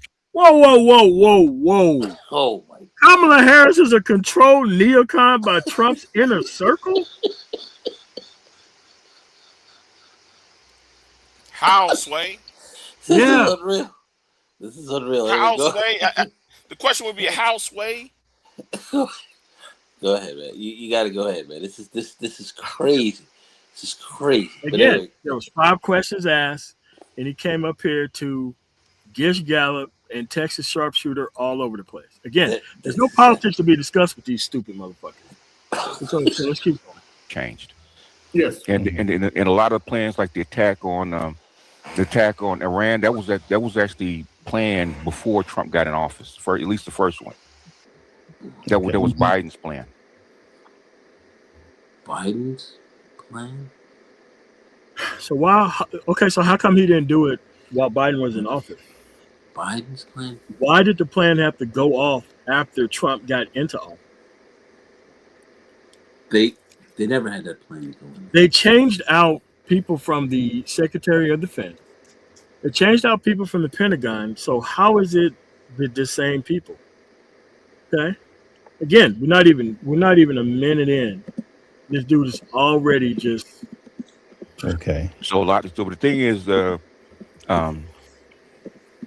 I don't know why they always blame this stuff on his space. Okay, the thing is that the first time Trump lost to Biden, we said he would lose to Biden, and we gave very.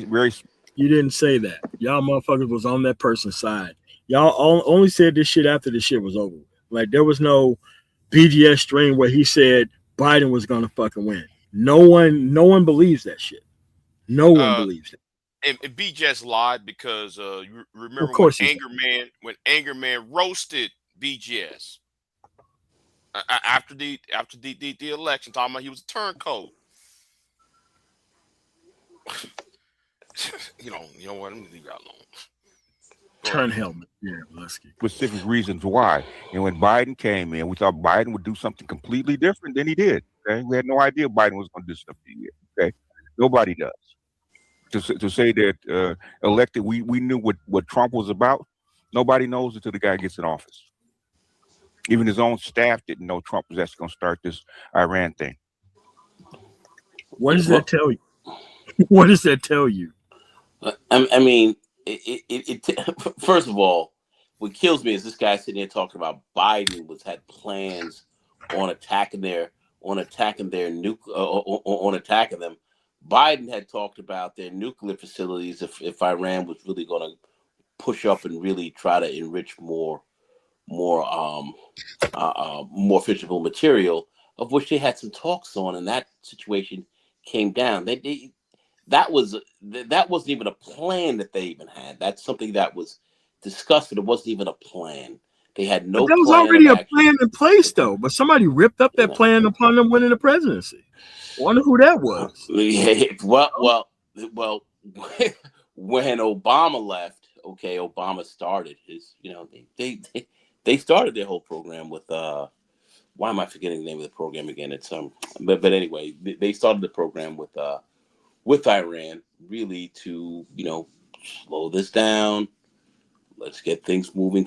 Let's get relations kind of normalized, and things really started to work. And they kind of kept it at that through Biden. They understood that this was not a very good plan to go in and bomb Iran, because they understood a lot of its topography. They understood the Strait of Hormuz. They understood all of these things. So they was giving advice not to take their ass in there, and they just kind of tried everybody who had something to do with it.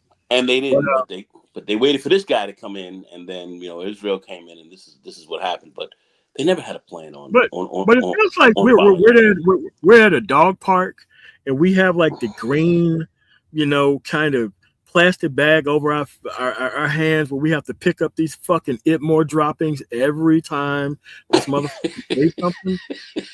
We have to pick up this dog shit and like move it over to the trash can because we can't keep this dude on topic. Nah, man. He's a drawing straw man all over. Nobody knew that. Okay. Nobody can know it. Nobody knew that Obama was going to help take out Libya and Syria. There's no way you can know that, and there's a continuity of government that.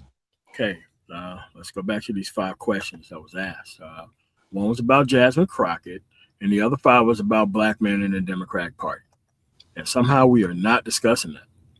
And this Texas sharpshooter is just firing away stream of consciousness, and it's not even addressing the fucking subject.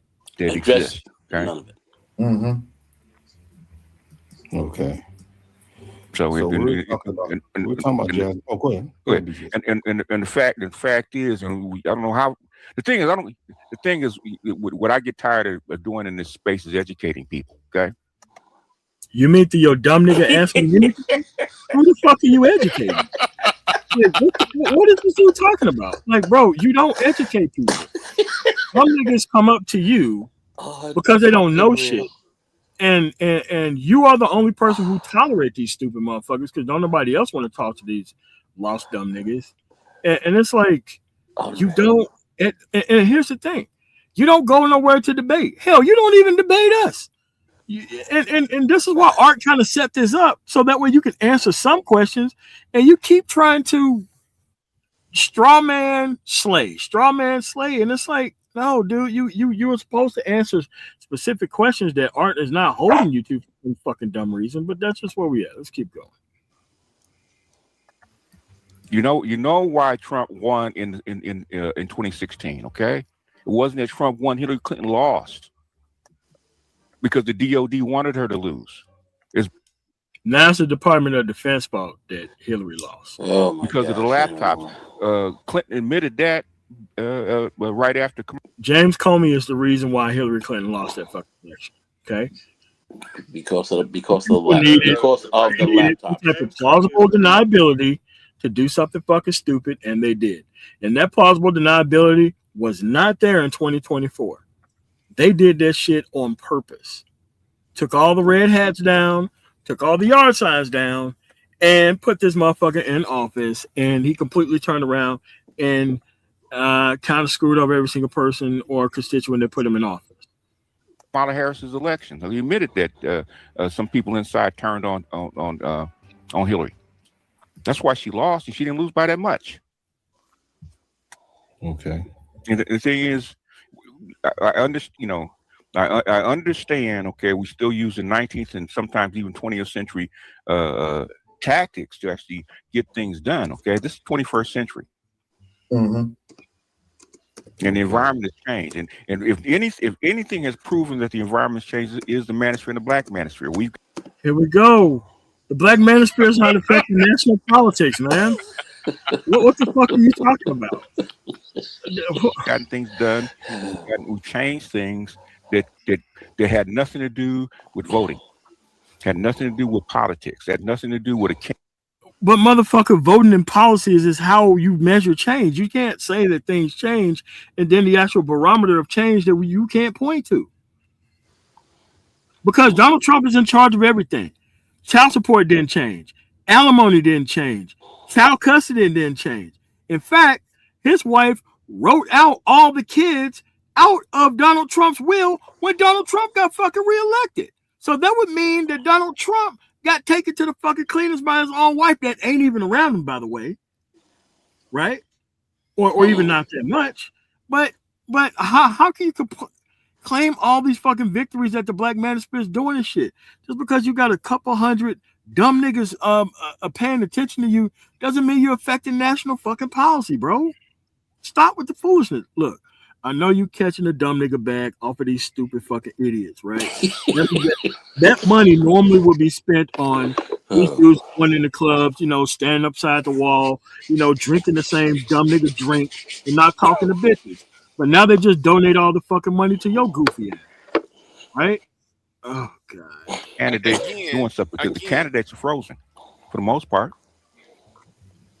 Again, the question I like to ask: all your candidates are representatives of your people. Go ahead, Big J. No, go ahead and play. Go ahead. I'm sorry. Go ahead. Yeah, but where's all this fucking social movement on the fucking ground that the black manosphere is personally responsible for? The answer is nothing. Right. Okay. And then though, I like to ask this question. And since ABM is in the chat room, When was the last time y'all interview political candidates? If y'all Especially a Republican candidate. Right. Never. Well, since AV Media's here, let's be a great sport and invite them up to actually add something to the conversation if you can. I don't think you can, but let's keep going. If the people decide to do something different, they're going to change right along with them. Yes. And Huey P. Newton worked out. Whoa. Conversation is supposed to be about these 5 questions. How are we talking about Huey P. Newton? How are we talking about all this shit? Huey P. Newton died a long fucking time ago. Huey P. Newton, even though he was a college student, he was well aware of the political process. They worked outside of the political process. Okay, Black Panthers were not part of the political process. Okay, they weren't. They're revolutionaries outside of it.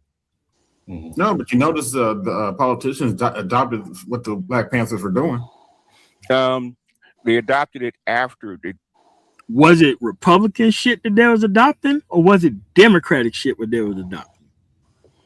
And who was against those fucking reforms till today? The Republican Party is against all that shit. They ain't trying to feed no motherfucking kids. They don't care about that shit. And we talking about people calling themselves fucking pro-life Christians. They're not trying to give people health care. They ain't trying to do that shit. Nope. They're supposed to come up with a plan since 2008, and they still haven't came up with a fucking plan of any kind other than you ain't getting no motherfucking health care. That's the plan. They adopted it after what? After 1968, which is the Kerner Commission. If you go back and read the Kerner Commission, 90% of what they adopted came out of the Kerner Commission. Yeah, Huey P. Newton was brought up because of how the youth, how they're moving today versus Huey P. Newton, how they were moving. I know it wasn't political. I mean, he got in there later, but they did have an agenda.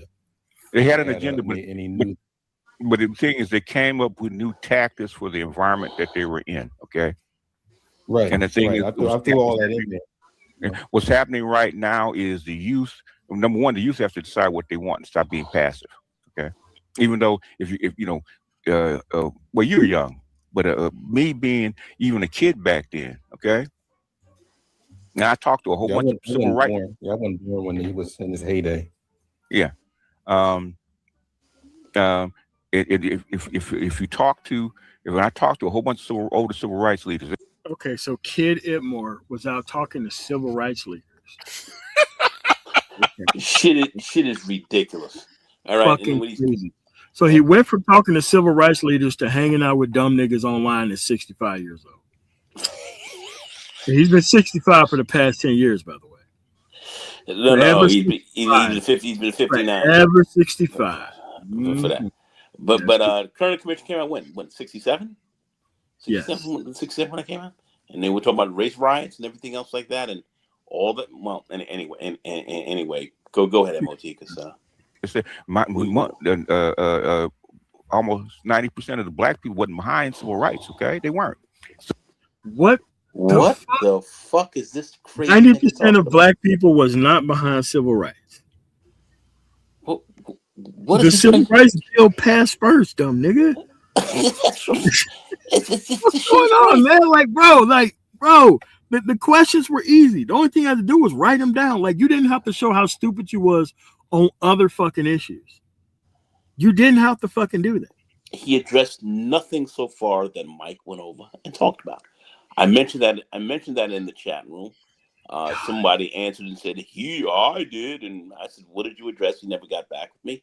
No one addressed anything that was in there. No one addressed anything that was brought up. They don't want to. And I understand why. But anyway, go ahead. A very small percentage of people that made this change. Very small percentage of people. And it wasn't by voting. Yeah. Nothing we got as far as civil rights came by voting. Other people had to give you the right to participate, dude, and you keep not understanding that. And if the people didn't want the right to participate, you think they would have passed that shit? Like, okay, let's just we got after civil rights came by voting. Right. There's a whole bunch of factors that came along with that, but things that had nothing to do with putting, because at the time we got civil rights, we didn't have no electorate in office. So we had three congressmen. Most of the Democrats back then were Dixiecrats. They were, and then they became Republican, but that's beside the point. Okay. Yeah. I understand. I understand. Okay, your propensity for voting and using the same old playbook that we've been using. Okay, for the last years. More than that. Really go back to Roosevelt, 1932. Okay. Okay. Well, damn, almost 90 years. Yeah, we've been using basically the same playbook as far as political parties and stuff like that, which is fine. Okay. But the thing is, unless you got a whole big base and a whole bunch of money, AOC will prove that. Okay, and when it came down to Gaza, AOC clamped her mouth shut. Yes, and she got in line. That should tell you something. Okay, so the thing is, how do you get things done outside of the political process? Political process is number one, it's very slow. And number two, you got to have got a whole lot of people that are not what they used to be. What the do they fuck have? I mean, is this guy talking about? It took a lot of time, MOT, right? MOT. Hold on. Do we have? I mean, it was 5 questions, and the second question was really the same fucking question over and over again. I don't know what this dumb nigga's talking about, man. What the fuck is this guy? What's this guy talking about? Like I said, man, stream of consciousness. What is this dude talking about? He was supposed to be responding directly to Mike, but he came up here to have a different conversation than what was going on altogether. And then Art just sitting up there just really confused. Like, his first question is on the fucking screen and he's not even fucking addressing it. Now let me ask you now. It's on screen. On screen. And Mike was still sitting in the back. Am I correct? Was Mike waiting on these guys? Probably. Yeah, probably.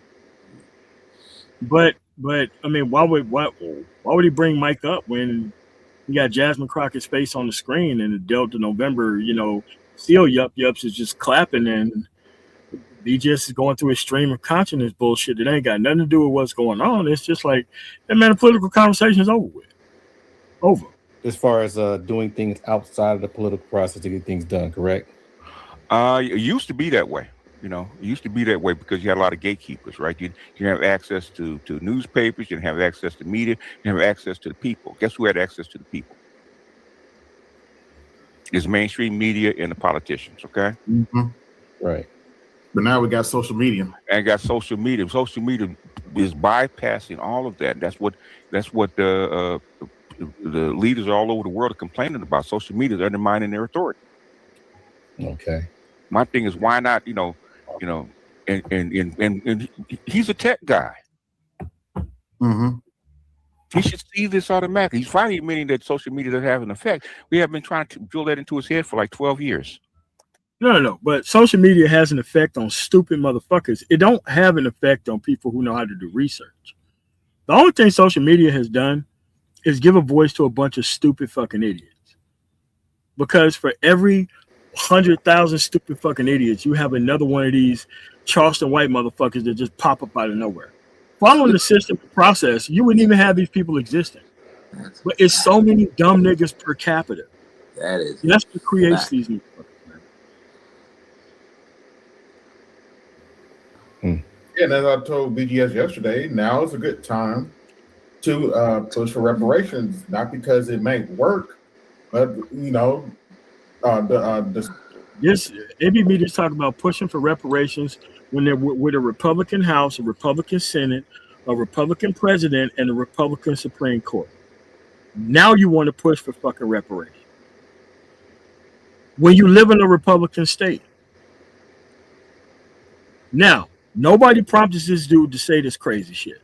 He said it on his own, out of his mouth. And watch what BGS says after this about reparations. So-called leaders say it's okay for. There's only one freaking way, and I've said. BGS is about to say aggressive begging is how you get reparations.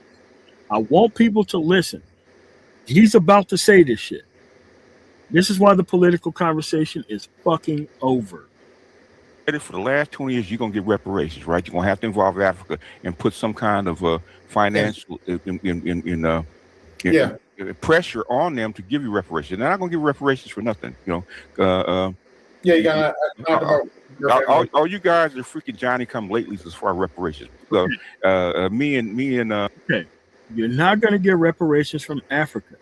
You're gonna get reparations for here because this is where your labor was spent and fucking stolen. Why the fuck are we involving Africa in reparations argument? Like, who the fuck has ever involved Africa in the reparations argument? It doesn't make any sense. This is why I'm saying the political conversation is fucking over. It's over. Well, some people are this fucking stupid. Some people are saying, hey, you know, Africa owes us reparations. You have that argument too. You have that argument going on here. You know, well, they were responsible for slavery, so they owe us reparations as well. Some aspects of Africa, you know, but let's keep going. At least 40 different reparations plans that come up over the last 40 years. At least, right? Yeah. One fatal flaw. Like Dr. T says, it's called aggressive begging. Aggressive begging is how we gonna get reparations, folks. Aggressive begging. Now, reparations wasn't part of Mike's argument, but you're looking at the level of Delta Novembery that we're talking about here, about stupid shit that nobody asked him about. Like, he volunteered all this dumbass information. Nobody asked him about any of this shit. The conversation was centered around very specific things. Nobody asked him about any of this ignorant ass shit that comes out of his mouth right now.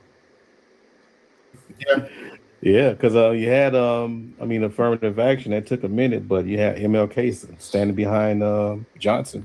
No, but okay. It took a while. The reason you got affirmative action and civil rights and stuff like that is because one, they didn't need you as far as Jim Crow no more. Number one. You got affirmative action because Jim Crow did not need black people in it. Again, nobody asked him to fucking say this, right? He said that, like, look, white supremacists they never asked for this level of niggardly representation from BGS, but they get it anyway. But here is the thing about the history of affirmative action that came from Nixon. That's what I'm saying. And then on top of that, who was Congress? Congress was run by who during the Nixon years? Oh, it's Democrats. Yeah. BGS, the niggardly. Jesus fucking Christ. This is what I'm saying. You see, they choose their leaders. This is their leader. This their master teacher over there. Saint Niggardly. Fucking idiot. Like, nobody asked him to fucking give all this information about how much he does not understand American history. And it's like it's one dumb nigga lob pass after another. And it's like he feel like he has to one up himself after he just got through saying something fucking stupid. He just say something else fucking dumb right after he just said that shit. LT, you gotta keep going. He said aggressive begging.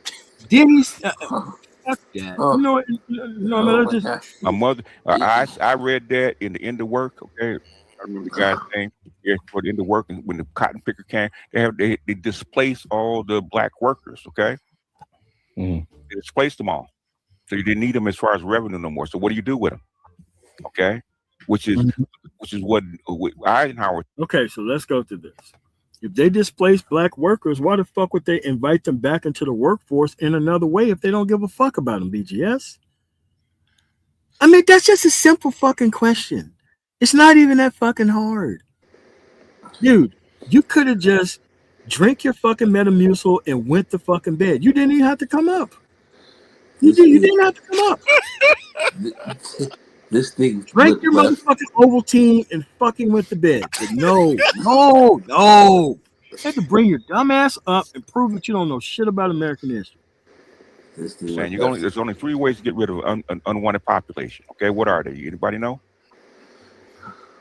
You said 3 reasons for what? 3 ways to get rid of an unwanted population. Starve them. No, dumb nigga. This ought to be good. Why don't you take her home, pal? Take her fucking home. How do you get rid of unwanted populations? Kill them. Genocide. You just genocide. Deport them, or you integrate them. Okay. What's going on in Gaza right now? They don't. Nigga, we at Gaza now. So you're going to compare affirmative action to what the fuck is going on in Gaza?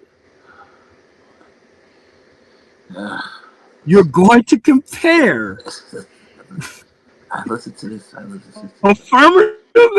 action to what's going on in Gaza right now. Unbelievable. They don't want to integrate them. Mm-hmm. So they're only left with the other 2. Gaza right now is ethnic cleansing. Okay, the same way they could have done to us. Okay, the thing is, America says we don't want the other 2 because they saw what Hitler did. Right. So the last option is to do what? Assimilation, integration. Assimilation, admixture, integration. Which is a process Eisenhower started in 1952. Okay, and affirmative action and all that, all these other steps are just along the same lines. How do you integrate these people? First, you got, just like Moynihan said, right? You have to do what? Oh, dude, Moynihan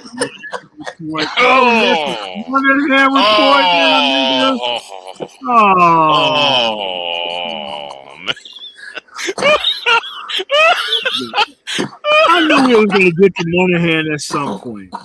I'm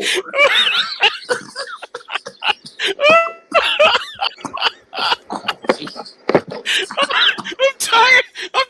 I'm done, y'all.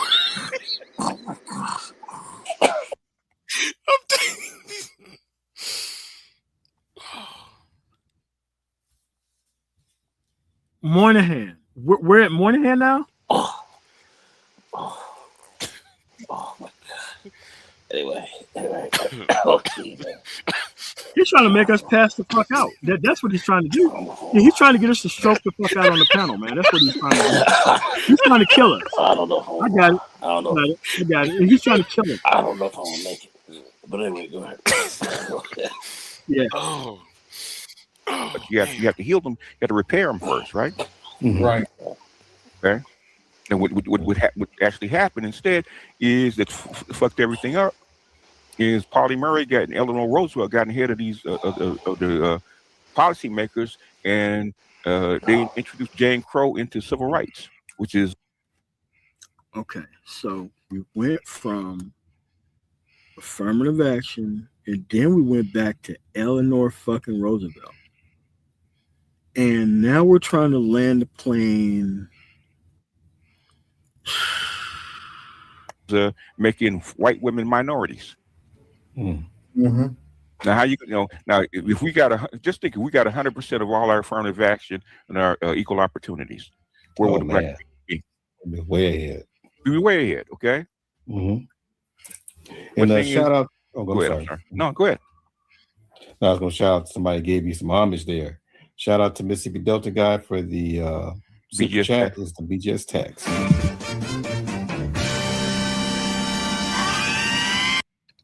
You see, this is what these dumb animals resort black culture to. Is this type of stupid shit right here. And all they do is they sit around, they get these bunch of these dumb animals to come up. They're just fucking, and this is what they resort to fucking black culture to.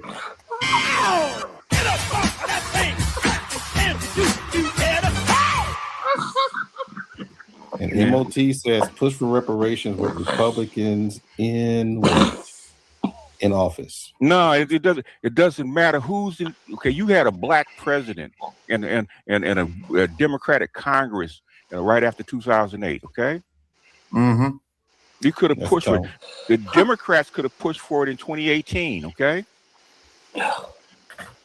They could have put the Democrats could have pushed for it in 2018, and in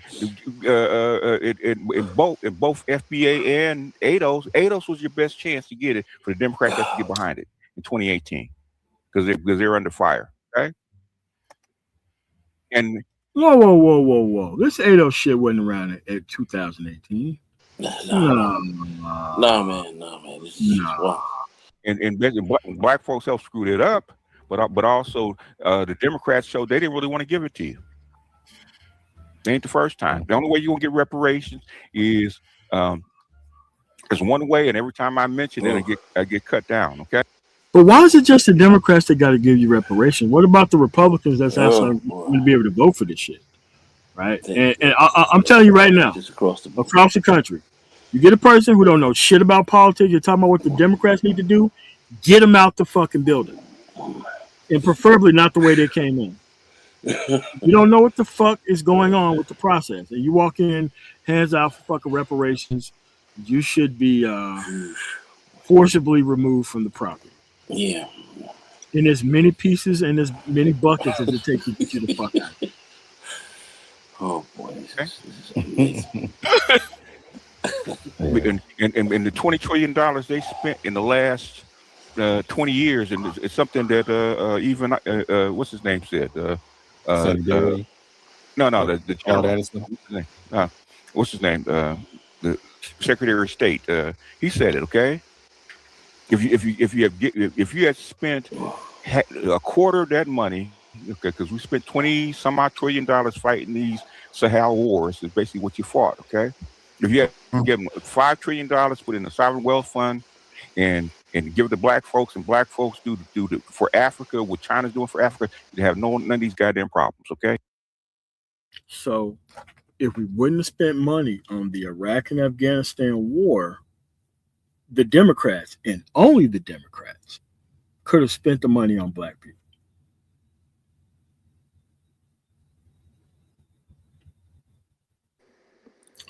This is just a diatribe, man. So, but anyway, I'm just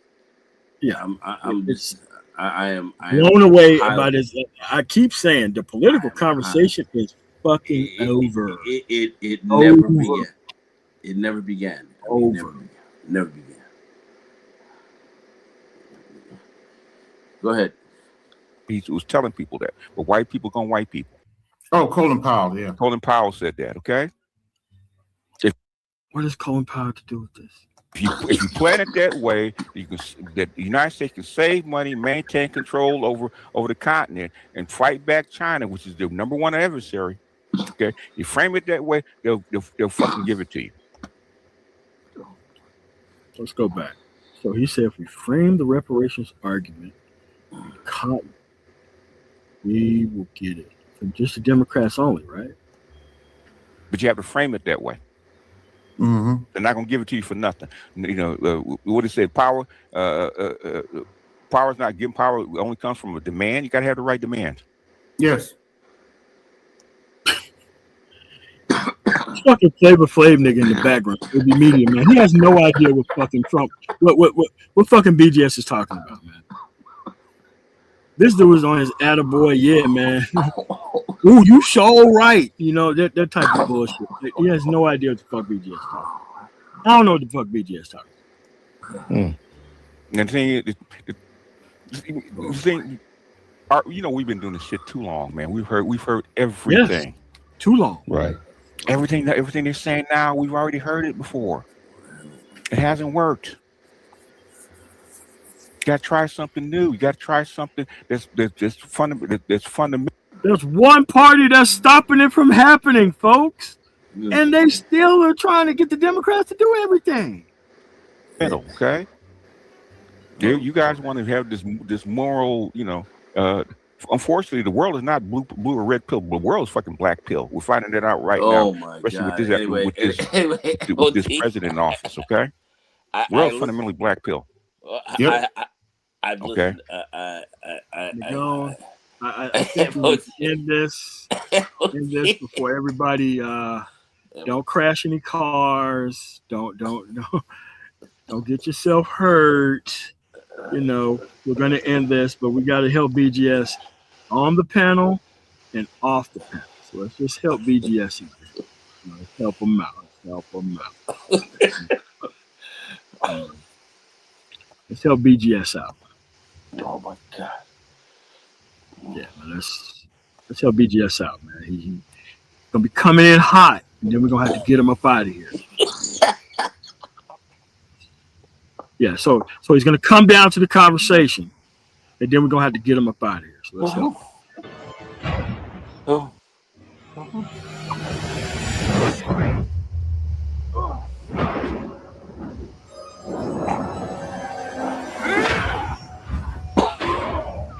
Welcome to the panel.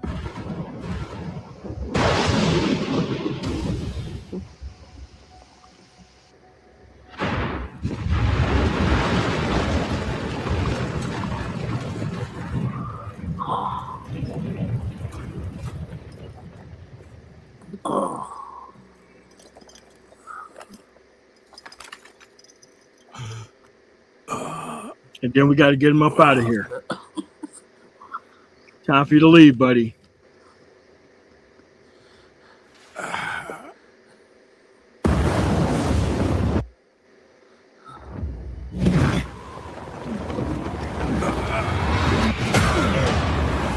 There we go. Have a nice one, BGS. It's been real fun, guy. Thank you.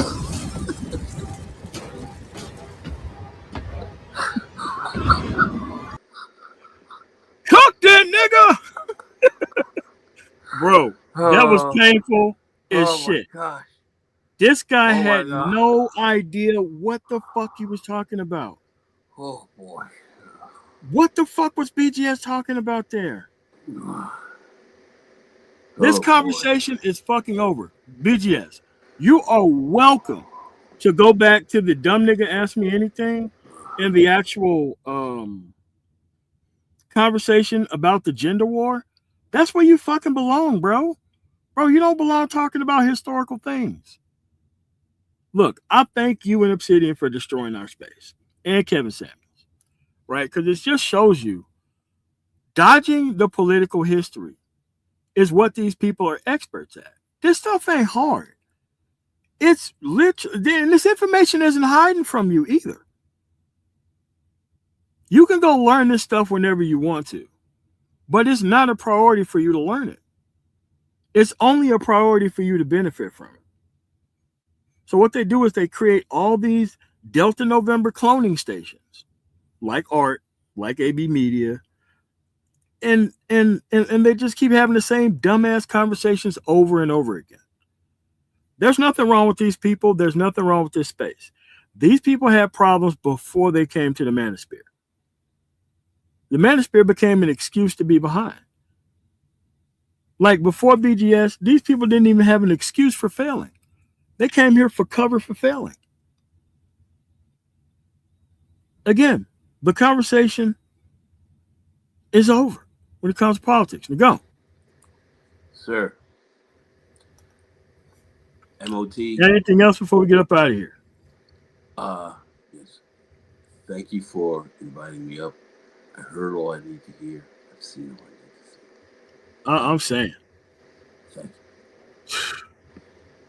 Man, I am just looking around and this is just what I see. I just see. I feel like I've been stabbed in the heart. Well, we can't have him here in our social club no more. I mean, that much I do know. The social club? He's gotta go. Gotta go. But at the end of the day, he's here. Like he came to burrow into a black male progressive space to turn this shit into some bullshit. He did it on purpose, and he did that with the help of most of these freaks who are here. Oh my God. So, I want to thank you guys for coming through.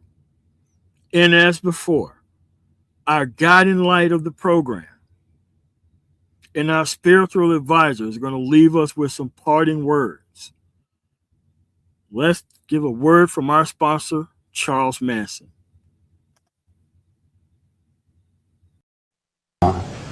Believe me, if I started murdering people, there'd be none of you left.